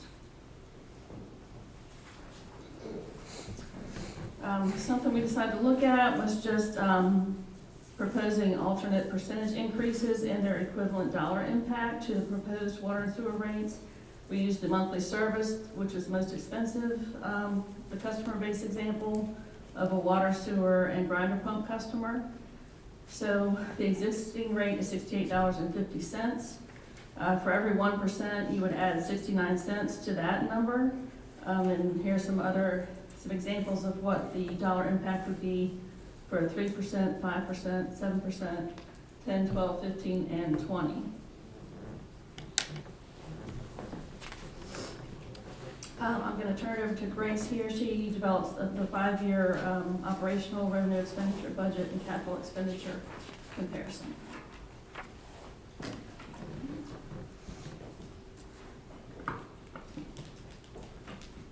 Staff was asked to pull data for Piney River operational revenues and expenses. We show 5 years worth of data here in this chart from fiscal year 2021 to fiscal year 2025. The revenues are from water and sewer fees as well as connection and installation fees. The operational expenditures include general expenses for repairs and maintenance, and they do not include capital expenditures. You can see in these figures that in every year except for FY21, the expenditures have been higher than the revenues. During some years, there has been a transfer from the general fund to cover additional needed capital expenses for Piney River. This transfer helped to absorb some of the operational overages and is shown in this chart as general fund operations supplement.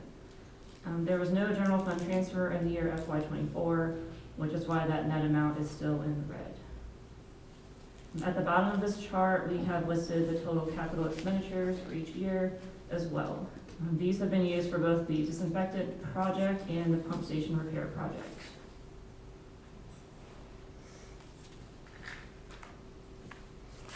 Here we show the 5-year Piney River Fund expenses broken down into break-even rates for both operational and capital.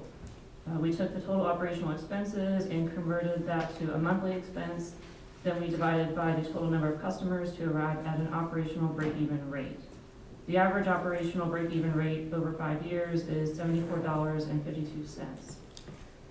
We then did the same process for the total expenses, where we added in the capital expenditures. The average operational and capital break-even rate over 5 years is $107.62. I want to disclaim that to arrive at these figures, we did not do a breakdown to get separate break-even figures for water, sewer, and grinder pump rates. This would involve much more time and analysis, so we just use this whole number of 206 customers to arrive at a flat break-even rate.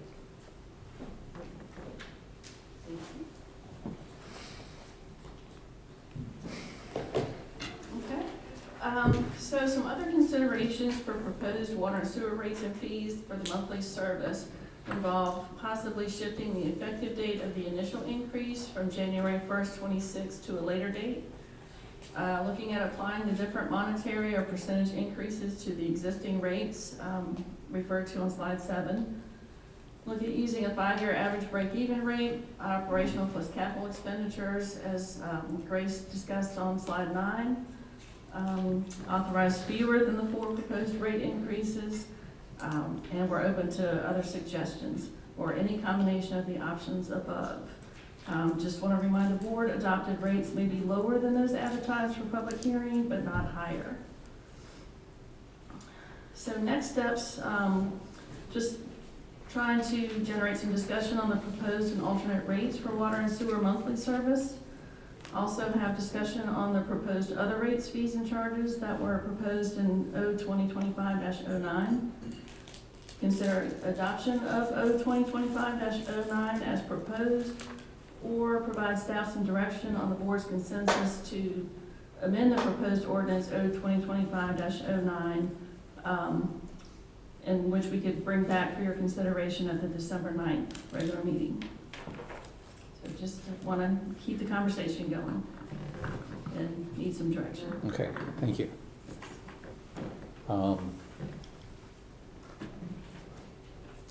Well, I want time for some discussion on this. I'll defer to Mr. Parr, who, whose district this serves, and let us know your comments and what you think we should be doing. Okay. Well, I've had a lot of conversations and feedback from the community, and one thing's clear, that the schedule that we have proposed is unaffordable for the vast majority of the community. I'm not hearing much concern or pushback about the meter sizing and fees. I think that schedule is realistic, and I support that. What I would like to see us do is consider the chart on page 7, a different percentage increase. One of the problems we have here is that we haven't had any increases in 15 plus years, 15, 16 Since years. 2013. Okay. Mm-hmm. And I think that's something that we need to implement. We need to start having just regular annual increases like you do with everything else.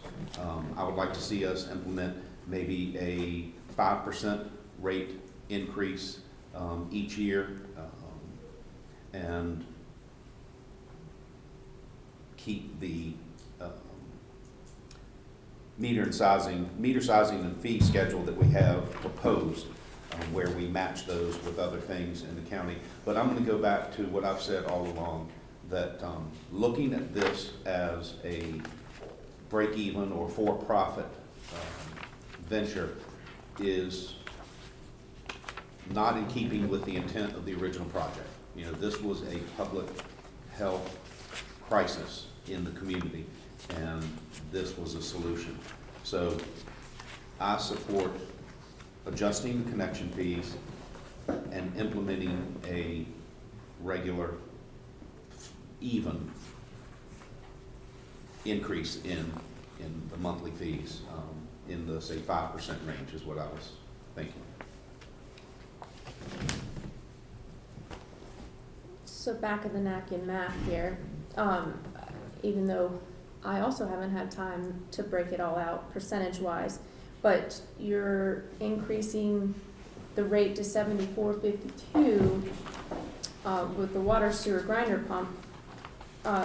That's a 10% increase is what would be the break even if all the numbers were the same. They're not all the same. We went with the highest rate. Technically, probably at the 12 to 15%, we would get closer to break even. I agree, once it was out, the 33% increases every year for several years in a row is just, kind of makes you sick. However, I want to remind people, since I've been supervisor, we've been running at a loss, and the loss gets worse every year. It actually it doubled, almost was triple, from when I started, and that's not a good trend.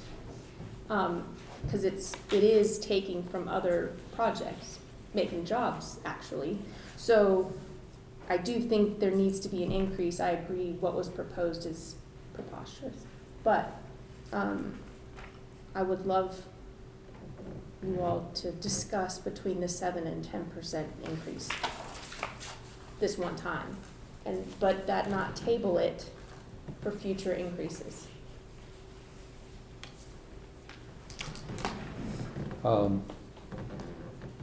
Tabling it for future increases, I think makes sense to me. There's no way to predict what service authority and other economic factors are going to do going forward. And setting a 5-year schedule from my standpoint is probably not in anyone's best interest. I think that revisiting it is going to be a good idea, but I do really think, and I think we're on the same page on this, is that initiating something now, given the fact that it's been, 12 years since there has been any increase, is really important, and we have to start taking some steps. And if we were to start that at the first of the year, we could have a percentage change at that time, which would at least get us on the route. And something that we could do is reevaluate the rates. I know it's probably a better thing to do that mid-year instead of on the first of the year.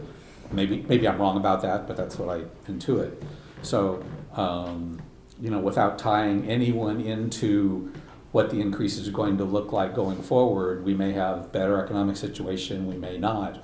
But certainly taking, a step now, at the very least to take a small step in recognition that we have, gone 12 years without any steps is going to be really important. I do still think that the ultimate goal I would really like to see is that this become not just served by the service authority, but part of their system. That also makes the most sense for me in the county. So that's just my suggestion. I have 2 things from that. One, the service authority will not want this with this move. 2, I think setting something up yearly would actually be more predictable and nicer to the public, so when it gets tabled several times because of politics, they don't get hit again in 10 years with some 35% increase. I think predictable and low, predictable and public, that's better for the community. Here you go, Jesse. Yeah. Now, I certainly understand and agree with Mr. Parr and understanding why this came to existence. I mean, we have other systems that are kind of in a similar situation that eventually did get absorbed into the social. I guess Shipman being an example of one of those where it expanded and water issues over there. But as I look at this, Schuyler, Livingston got hit with some increases. I can't remember what those percentages are off the top of hand. Obviously, they are more. But I can agree with Dr. Ligon at the, are we at the 5, 7, or 10%? I don't. Maybe it's not 10%, but maybe it's 7.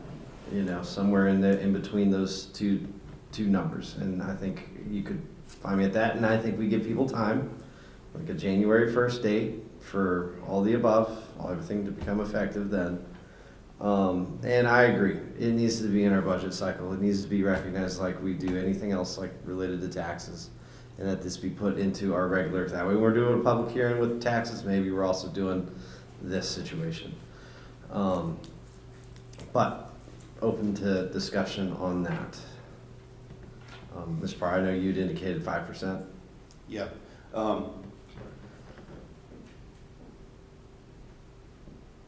What if we made a decision now, a multi-year percentage chart, and we did it effective with the fiscal year, So July. July 1, So rather than 10%. January 1? You could do that. And then, so I'm at 5, y'all are at 10. What if we did 7%? We enter into, you know, we say this is going to be it for the next 4 years or whatever, you know, and we say effective July 1 to start it. That would give everybody time to prepare, and I think 7%, I would rather it be 5, but I don't want it to be 10. And that way, it's in keeping with what the rest of the economy's doing for the most part. And it's not what we've had proposed, which is 133% for some users over that cycle. I think it was 130. It was a lot. Yeah. So, Which, you know, when you see it on paper like that, that's a real eye-opener. I'm sorry, 163% for the sewer only, 164% for sewer and grinder pump over that 4-year cycle. So for clarification, let's say we're landing on 7%. Are you suggesting 7% yearly or 7 initially and then, in my mind, you do where the Fed would like inflation to be, which is under 3%?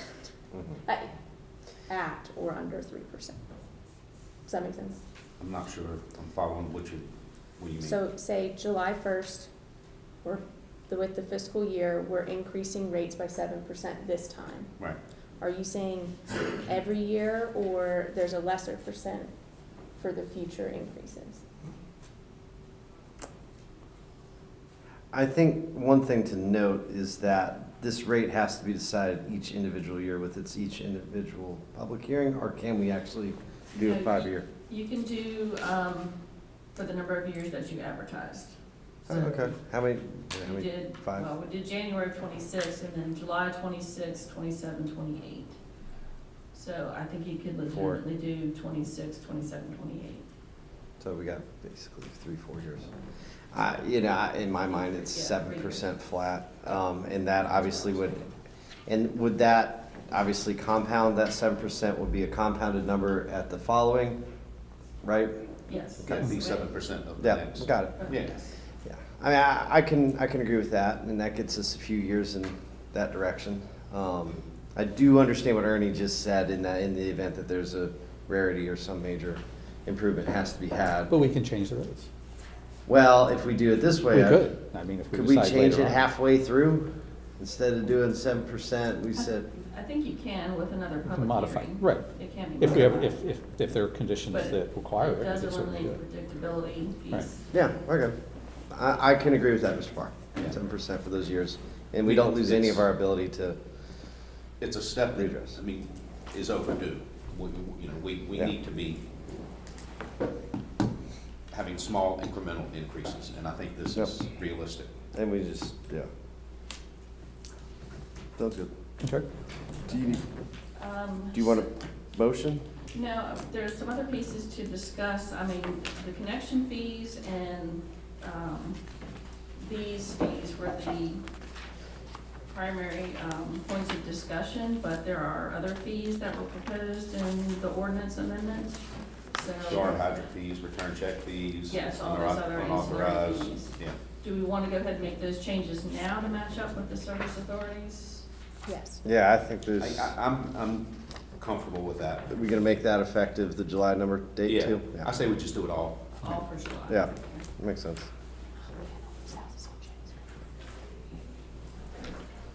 Okay, so what we'd like to do, because we just want to make sure we have it Rework, correct it, in the ordinance, rework just it, bring it rework back the in ordinance. January, in Yes. December, yeah. Okay. Yeah, And just in case, because couldn't answer this question when it was asked recently, and I know a lot of people have this question. A yard hydrant fee has nothing to do with the red fire hydrant that's in your yard. That's It's the correct. little spigot that sticks up in your yard and you hook your Yes. water hose to. Right. A lot of people thought it was, oh, if I have a red fire hydrant in my yard, I'm having to pay. That's not what it is. No, that's, So, just for the right. public's And clarification. the county does pay for those directly to the The, service. the authority. red fire hydrant. Yes, we The pay for county, the exactly. fire hydrant protection. Yes. Okay. So to clarify, you'll bring another ordinance to us in December, and we don't need to do another public hearing as long as it's beneath than, what we had That's, done I before. believe that to be correct. Okay. Correct, Mr. Payne? Yeah. Okay. All right, thank you very much. Thank you. Thank you.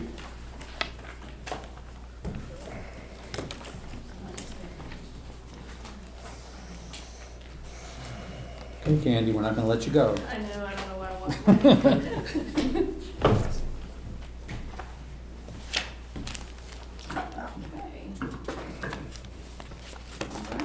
To begin my report, just want to congratulate Mr. Reed and Mr. Rutherford on their reelection to the board, and also congratulate Mr. Cameron Lenahan, elected to represent the North District. Staff will be coordinating an orientation day or days with Mr. Lenahan and county department heads, along with constitutional officers, for sometime in December. Also, additional new board member training opportunities will be provided to Mr. Lenahan as they are offered.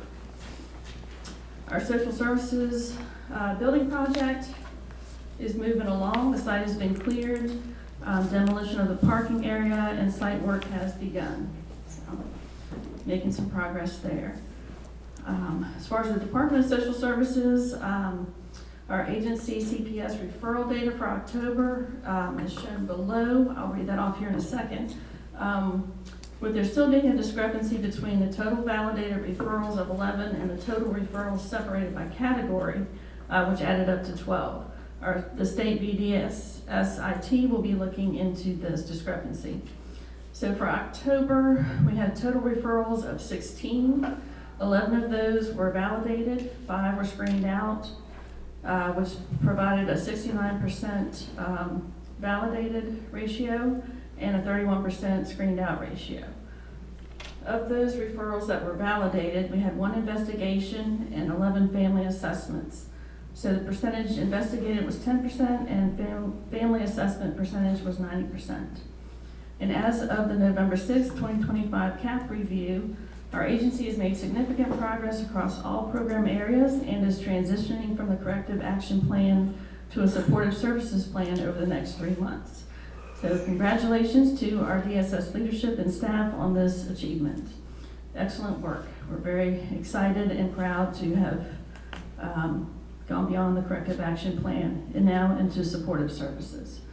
The supportive services plan will provide continuity of support for staff and the new director in order to preserve the department's positive momentum.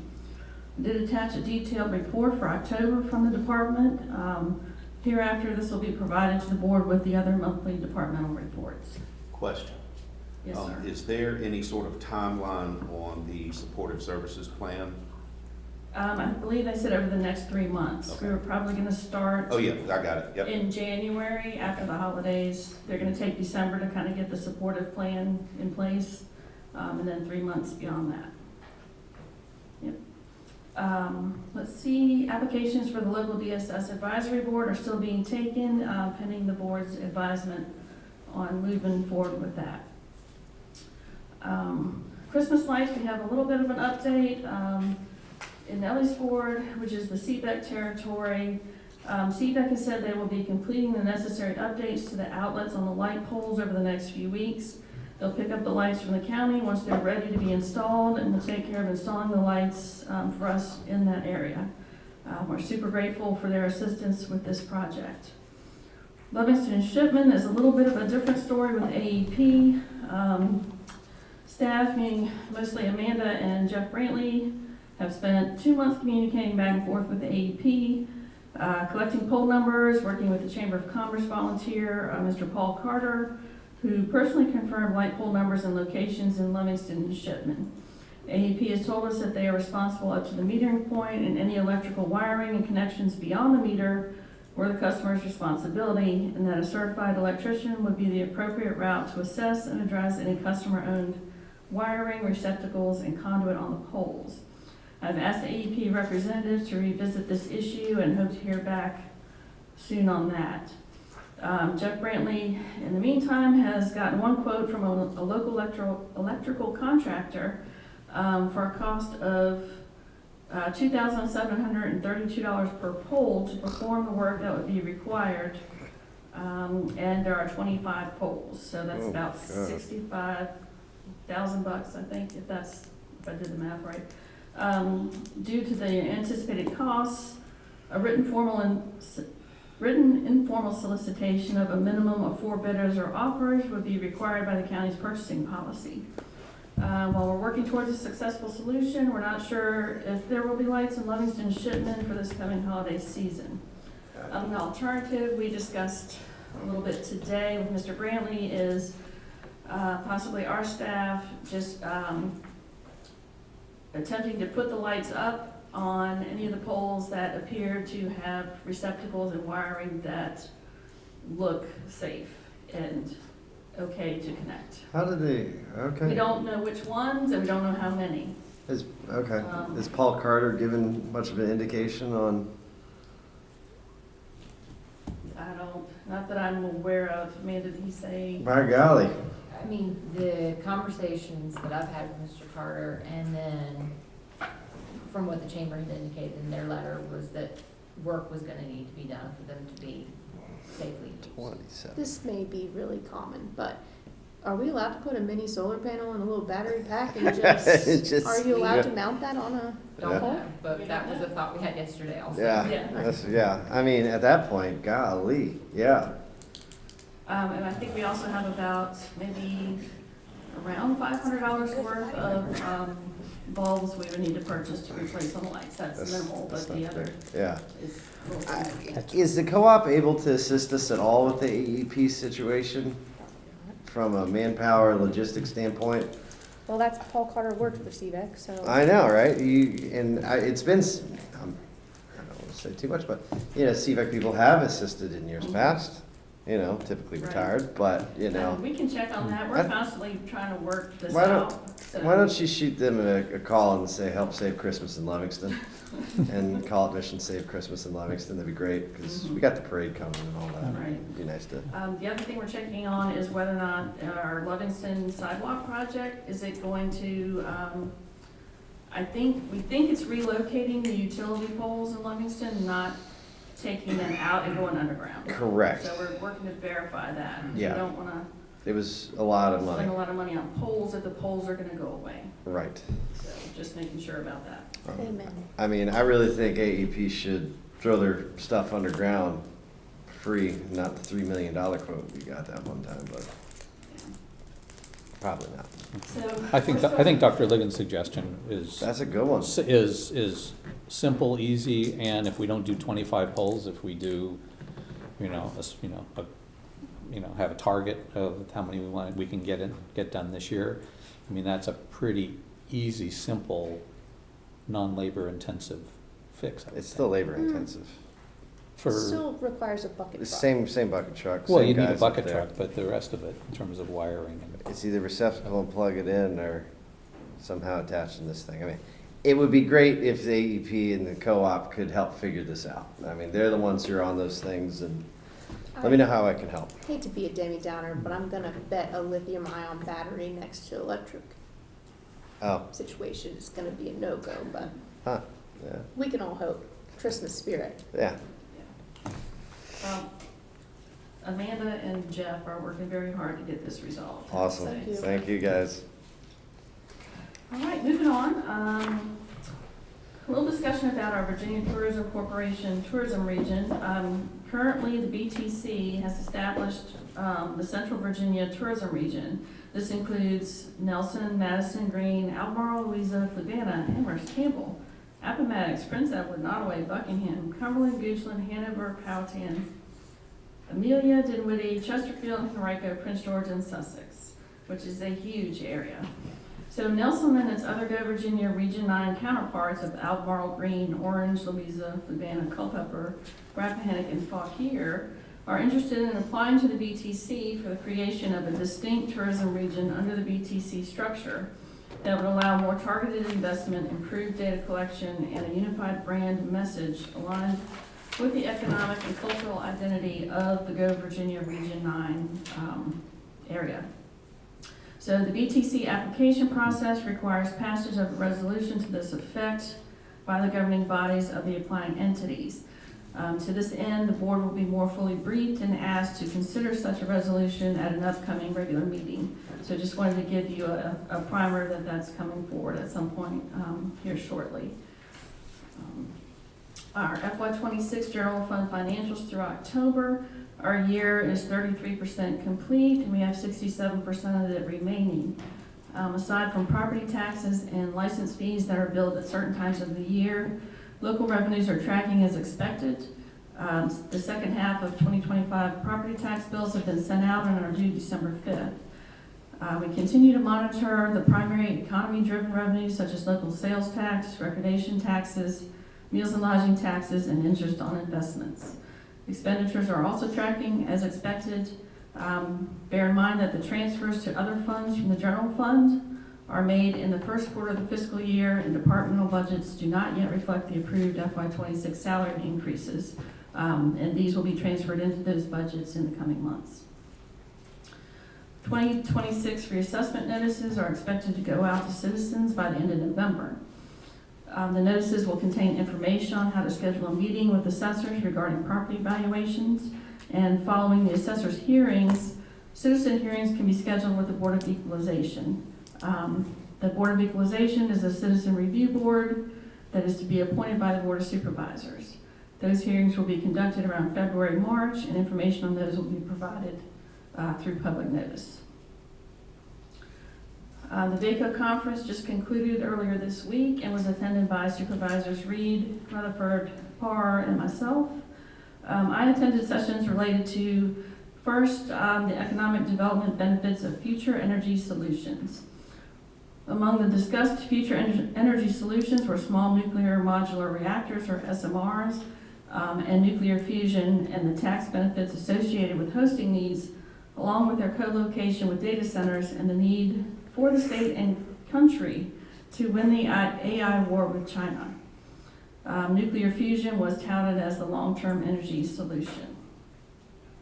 I also went to a session on building workforce in Virginia, where CTE, continuing technical education, or career technical education, and building regional and state partnerships, along with working with higher education and private employers, was discussed, as well as the impact of AI on the workforce.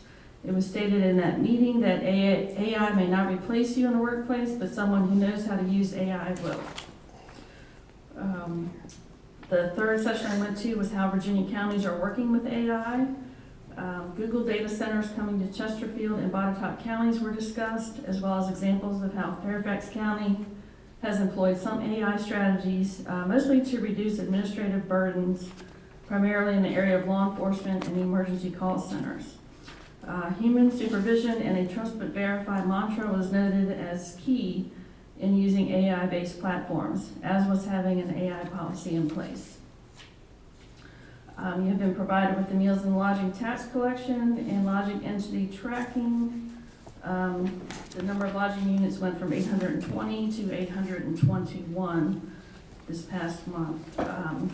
Rentalscape is the selected short-term rental monitoring and tracking software platform, and staff is in the process with its procurement. You've also received other department and office reports for October, November, which have been provided to you. Happy to answer any questions.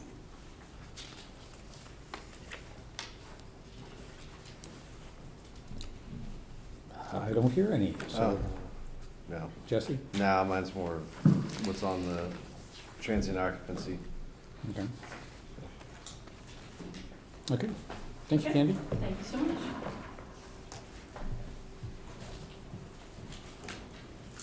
Okay, board reports. All right. Go ahead, Jesse. We had Thomas Jefferson Planning District Commission meeting. Basically, we talked about a lot of the legislative landscape. I'm trying to think if there's anything other that was major. Not really.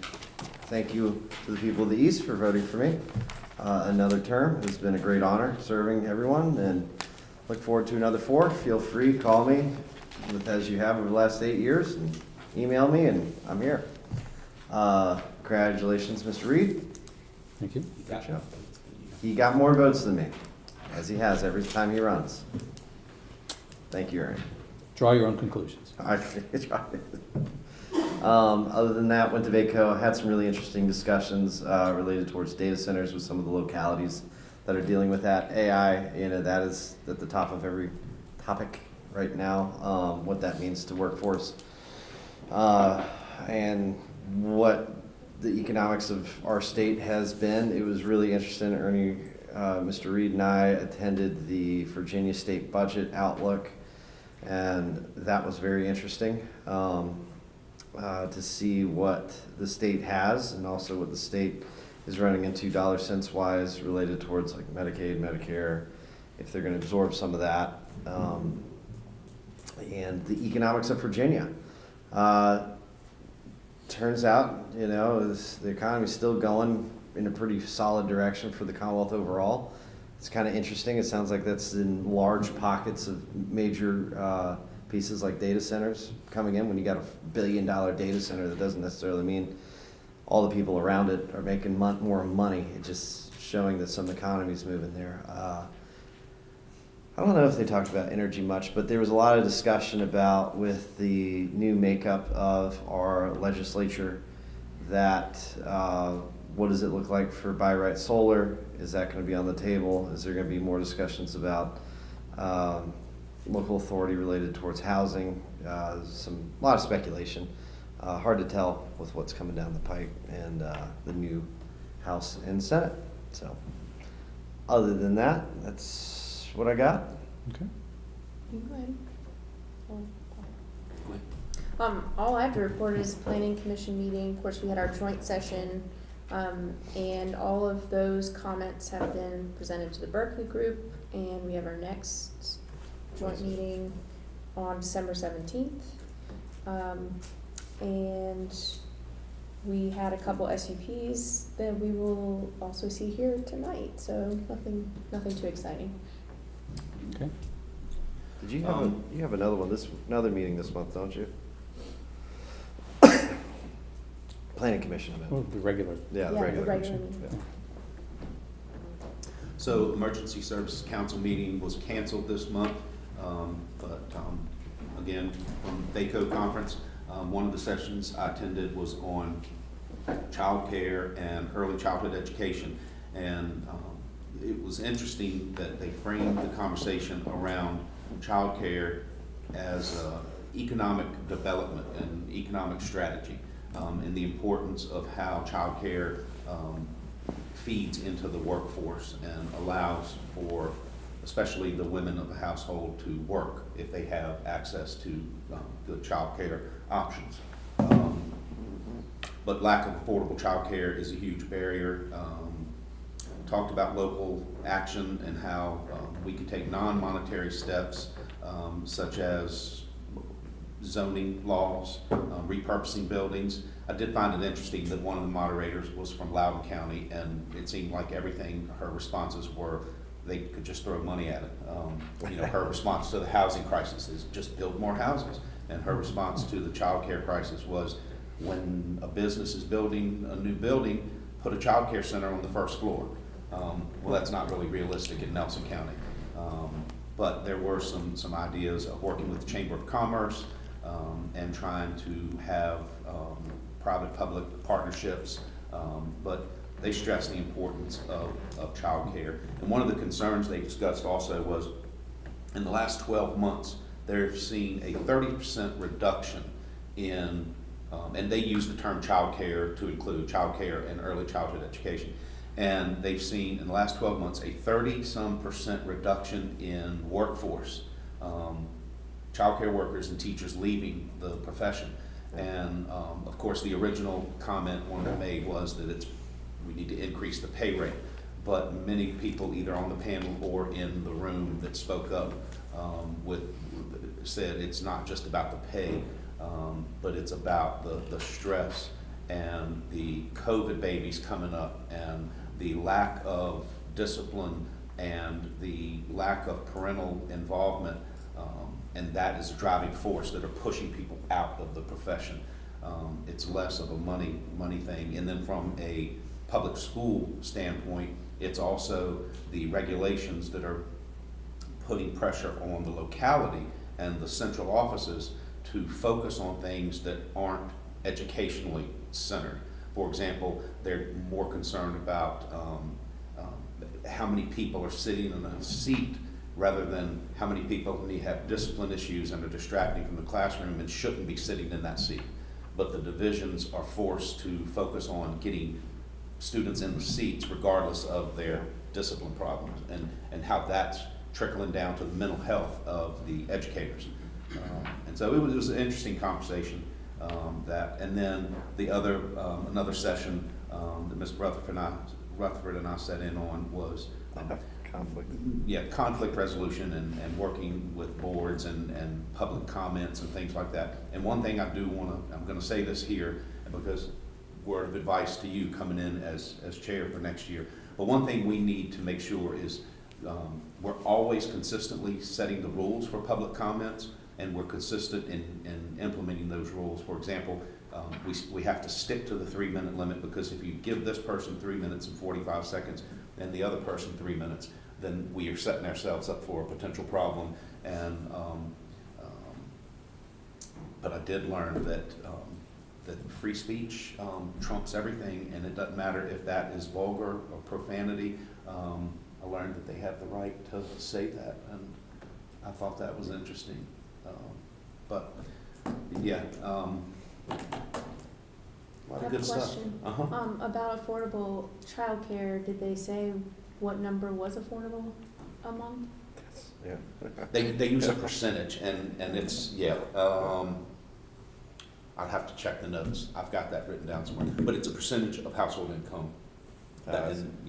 Like 2%. But it's a high percent. I think it's like in the 30s. Holy cow! It was something ridiculous that they use, and I might be wrong on that number, but whatever it was, the federal guidelines are higher, and the state has put a lower number, that they're capped to qualify for assistance. So the good news is Virginia has a better ratio than the federal guidelines, but I'll get you that number. I can't remember what the number was. But they do have a formula for that. That's all I have, Mr. Chairman. Okay. In terms of VACO, the budget committee, the budget presentation for the coming year, Jesse and I were there for that. Went to a presentation on AI that was done by a representative from Dominion Energy and Mr. Mike Turner, who is the vice chair of the Loudoun County Board of Supervisors. And Mr. Turner, I think, has kind of become a de facto person who knows all things that has to do with data centers, since Loudoun County is the high bar in the state for sure. But he's been dealing with this for 4 years and has taken a real deep dive into it. And I just want to recommend their county website has some excellent information and a white paper that Mr. Turner put together that's on that.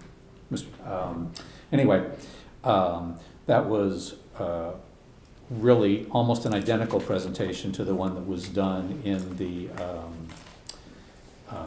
Energy, Environment, and Land Use committee that I went to. Went to the Education Committee meeting and also the Agriculture and Rural Affairs. The one thing that everyone seemed to agree on in terms of what the future holds is that, and also we had a speaker give information on what we can expect from the new administration in terms of how it's going to affect counties.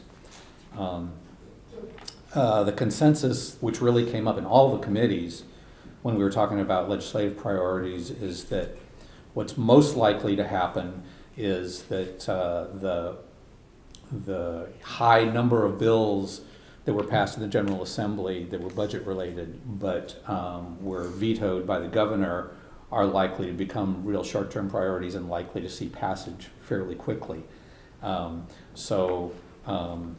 That's a place you could take a look and see what didn't pass last year, what was vetoed, and what is likely to be coming forward early next year.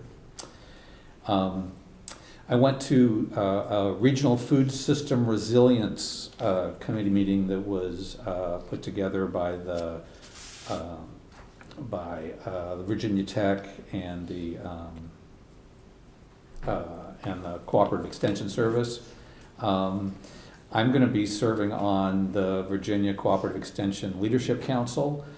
And so that was really informative for me. It was mostly a listening session as they're putting together priorities for regional food system resilience at all scales, which is really interesting to me. I enjoyed that a lot. Probably the thing that took up the most time for me over the last month, obviously, was campaigning and talking to constituents. When you're going door to door many times a week, you get to talk to a whole lot more people than you do when you're not campaigning. That was really informative and really interesting and much more enjoyable than you might think. In addition to that, Jesse and Mr. Parr and myself attended the grand opening of the Bank of the James in Nelly's Ford. We now have a Bank of the James branch in Nelly's Ford. For those that don't know, we have local people staffing it. It looks like it's going to be a real good economic benefit to the community. Thanks to them for taking the step to consider us a more active part of their financial community. That's pretty much what I have. So, next we have appointments, and we have quite a few on the list here. So some of these I'll defer to you all on whether you're ready to proceed. We do have an application for the South District for the Library Advisory Committee from Deborah Terrell. Her application was included in your packet. Social Services Advisory Board. We have the same applicants as last time. I did receive a new one today from Kate Rutherford just before I came in here today for the meeting. Board of Equalization, we have not received any new applicants. We ideally should have a couple more folks on that board, and we need to have them appointed by next month, because they will need to do training at the start of the year. but we have applications from the three listed. Yes. Yeah. So we could take action on those. Well, how many do we need? A minimum of 3. Oh, We need 3 to 5. I think, haven't all three done this before? Yes. And Robert doesn't want to do it, right? No? Okay. It's 'Cause not you've the done it. easiest job. Twice, okay. Okay. I mean, I guess, I will say this, of course, the South District Library, that's Jessica, so whatever Jessica wants to do in that. Board of Equalization, I certainly am fine if we want to proceed with the 3, because the process needs to get started soon. I was gonna suggest with the Social Services Board, I had spoken with Jessica briefly. She had a good idea about maybe having a chance to speak to these individuals, maybe one-on-one, or as kind of an interview type setup, if that makes sense. Just so that, because we know where we've been, we know what needs to be done in the future and expectations. I don't think that's unreasonable. Jessica, did you want to elaborate any further on what you thought there? Well, we learned a lot through the last few months about Social Services Board and just how the state had it set up. And so you are only as good as what's reported to you. So it was my hope that we could meet these individuals tell them kind of our vision, but also assessing their ability to critically think and actually really care about what's going on. And I would feel more comfortable, since we have had these situations the last few months, that see what they've got more than just on paper. In my vision of what that would look like is just basically a subcommittee. And then over the course of the next month, or at least by January, as applications reveal themselves, that subcommittee say, hey, give some kind of report. That's fair. Yeah. Well, I would, a subcommittee only makes sense to me if it has full representation from the board. Because I think we should all be part of that process if you think that that's an important thing that we go through. Just myself, I'm comfortable with the applications that we have. I didn't see any of them that raised any red flags to me.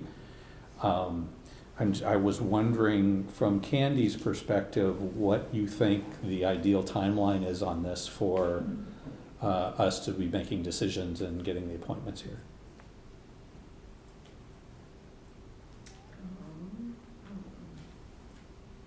I mean, I think the state expects us to do it as soon as possible. You know, we'll be having interviews for the new director position next week, hopefully having someone hired within the next couple of weeks. They may not be able to start for another month or so. You know, I don't know if it would be pertinent to involve that person if you're gonna conduct interviews for the advisory board. I think the So idea that may is be that they a good be, you know, route. we're not looking to, you know, have a one-size-fits-all for all of the applicants. I think that having diversity on the panel is really important. You know, from all standpoints, not just by region.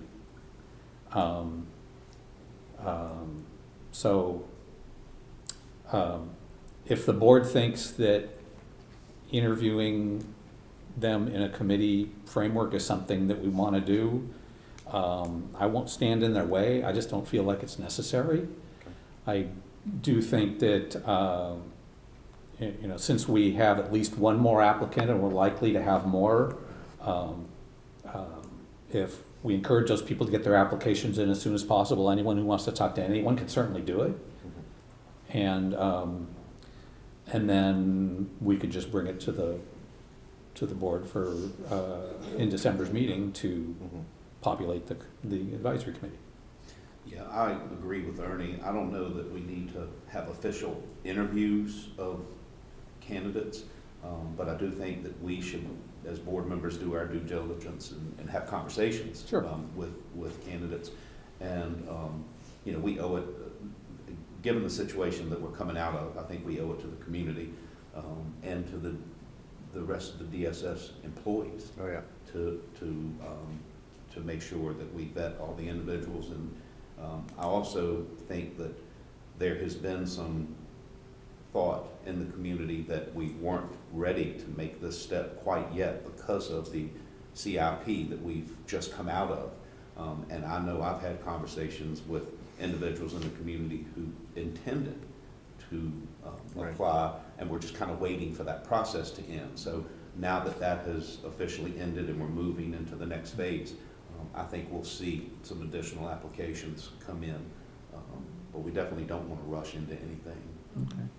So if we can look at doing that in December, and if we, You want to just make if it, you can just everyone send, makes a good faith effort to talk to each individual applicant instead of the committee? you know, I think so. I'd say it depends. I mean, we have a representative in each district, Right. and certainly talking to your, you know, the applicant in your district makes a whole lot of sense.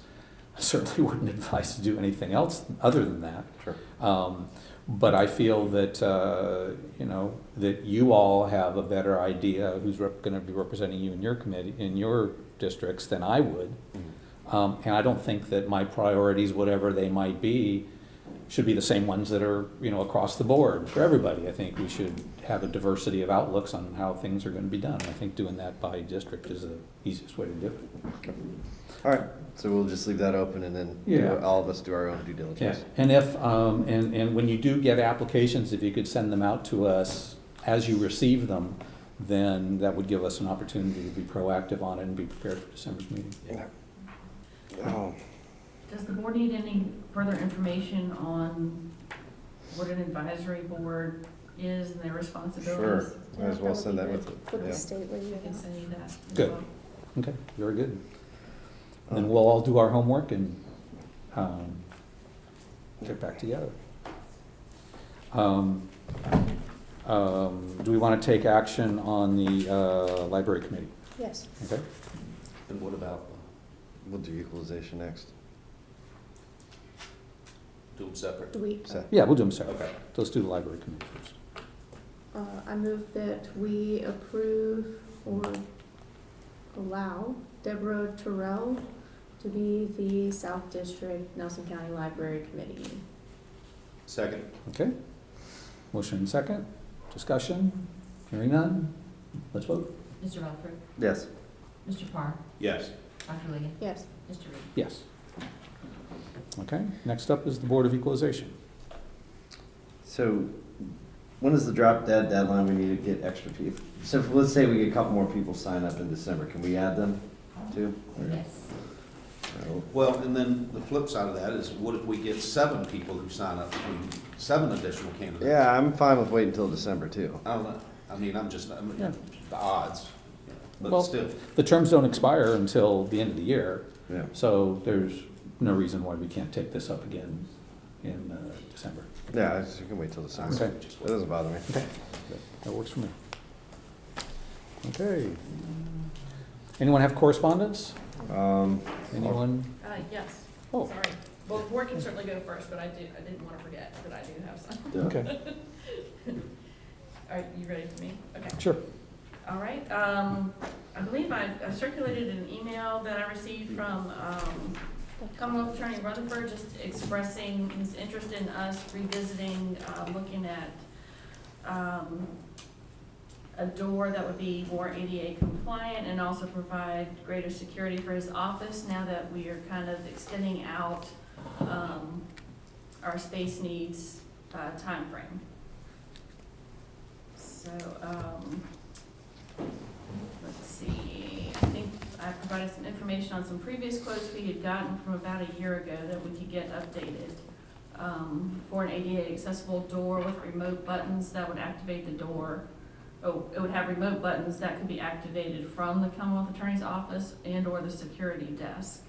And then we have a quote to add a card reader access with video system and two-way communication, which would include programming of a new door into the current door monitoring system.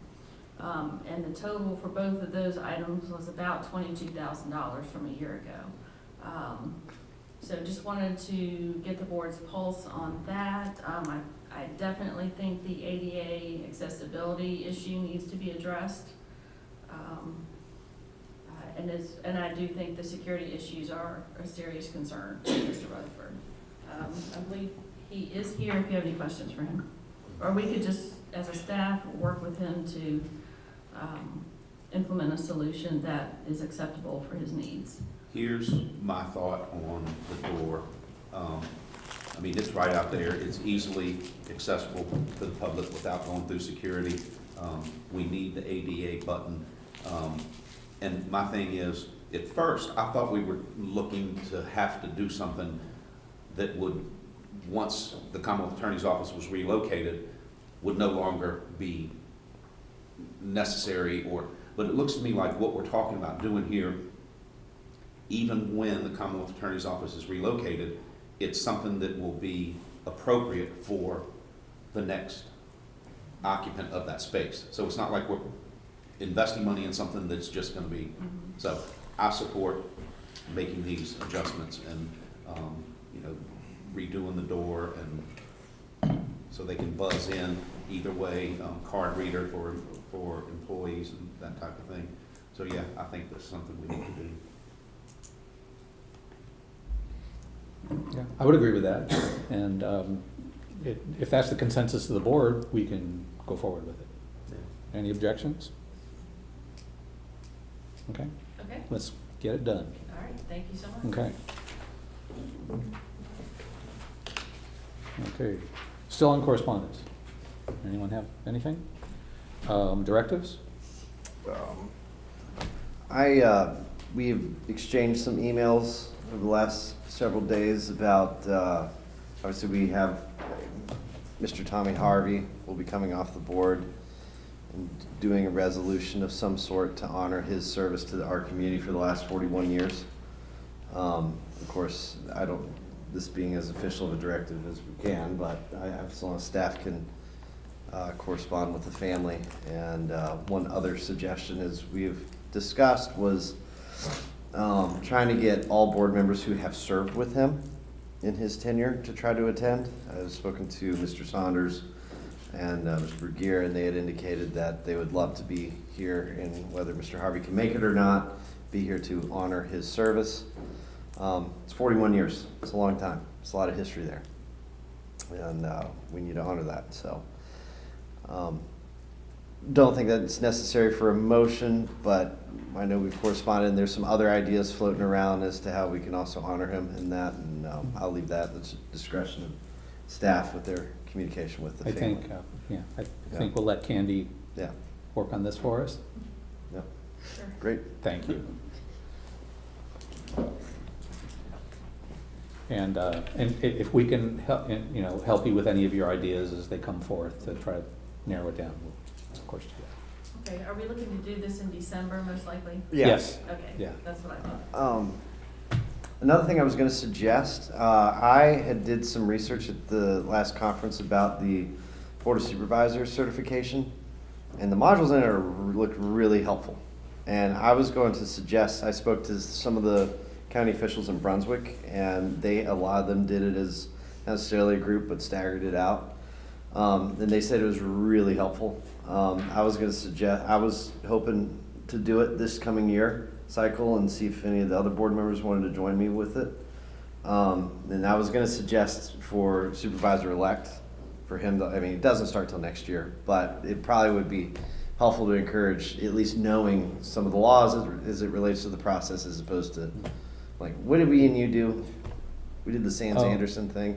Yeah, we did the training, and I did one supervisor training at the VACO office.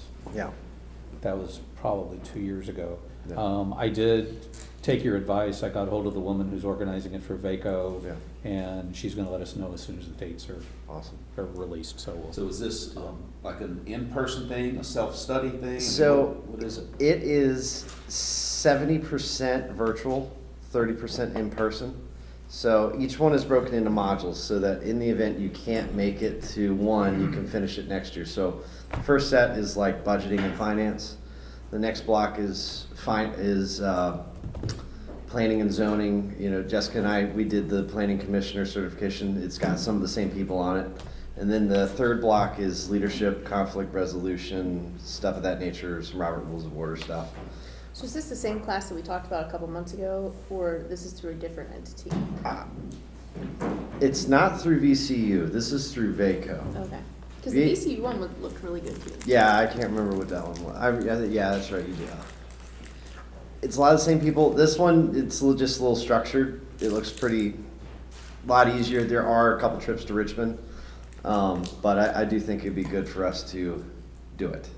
Yeah. And I think we should encourage, ourselves to be familiar with the law and get these things. And the planning, listen, I originally was not the kind of guy that would look at these things and say, hey, I'm not going to waste, our time doing this. But the planning commissioner certification thing was great, and I was ignorant to have that thought process going into it. So I think it'd be good for this board to take advantage of the opportunity. Agreed. Yeah. Okay. Be open to that. All right. If we don't have any other business, I'm going to the bathroom. then let's take a 5-minute break, at which time we will come back and move from an open session to closed session. Okay. 10-minute break.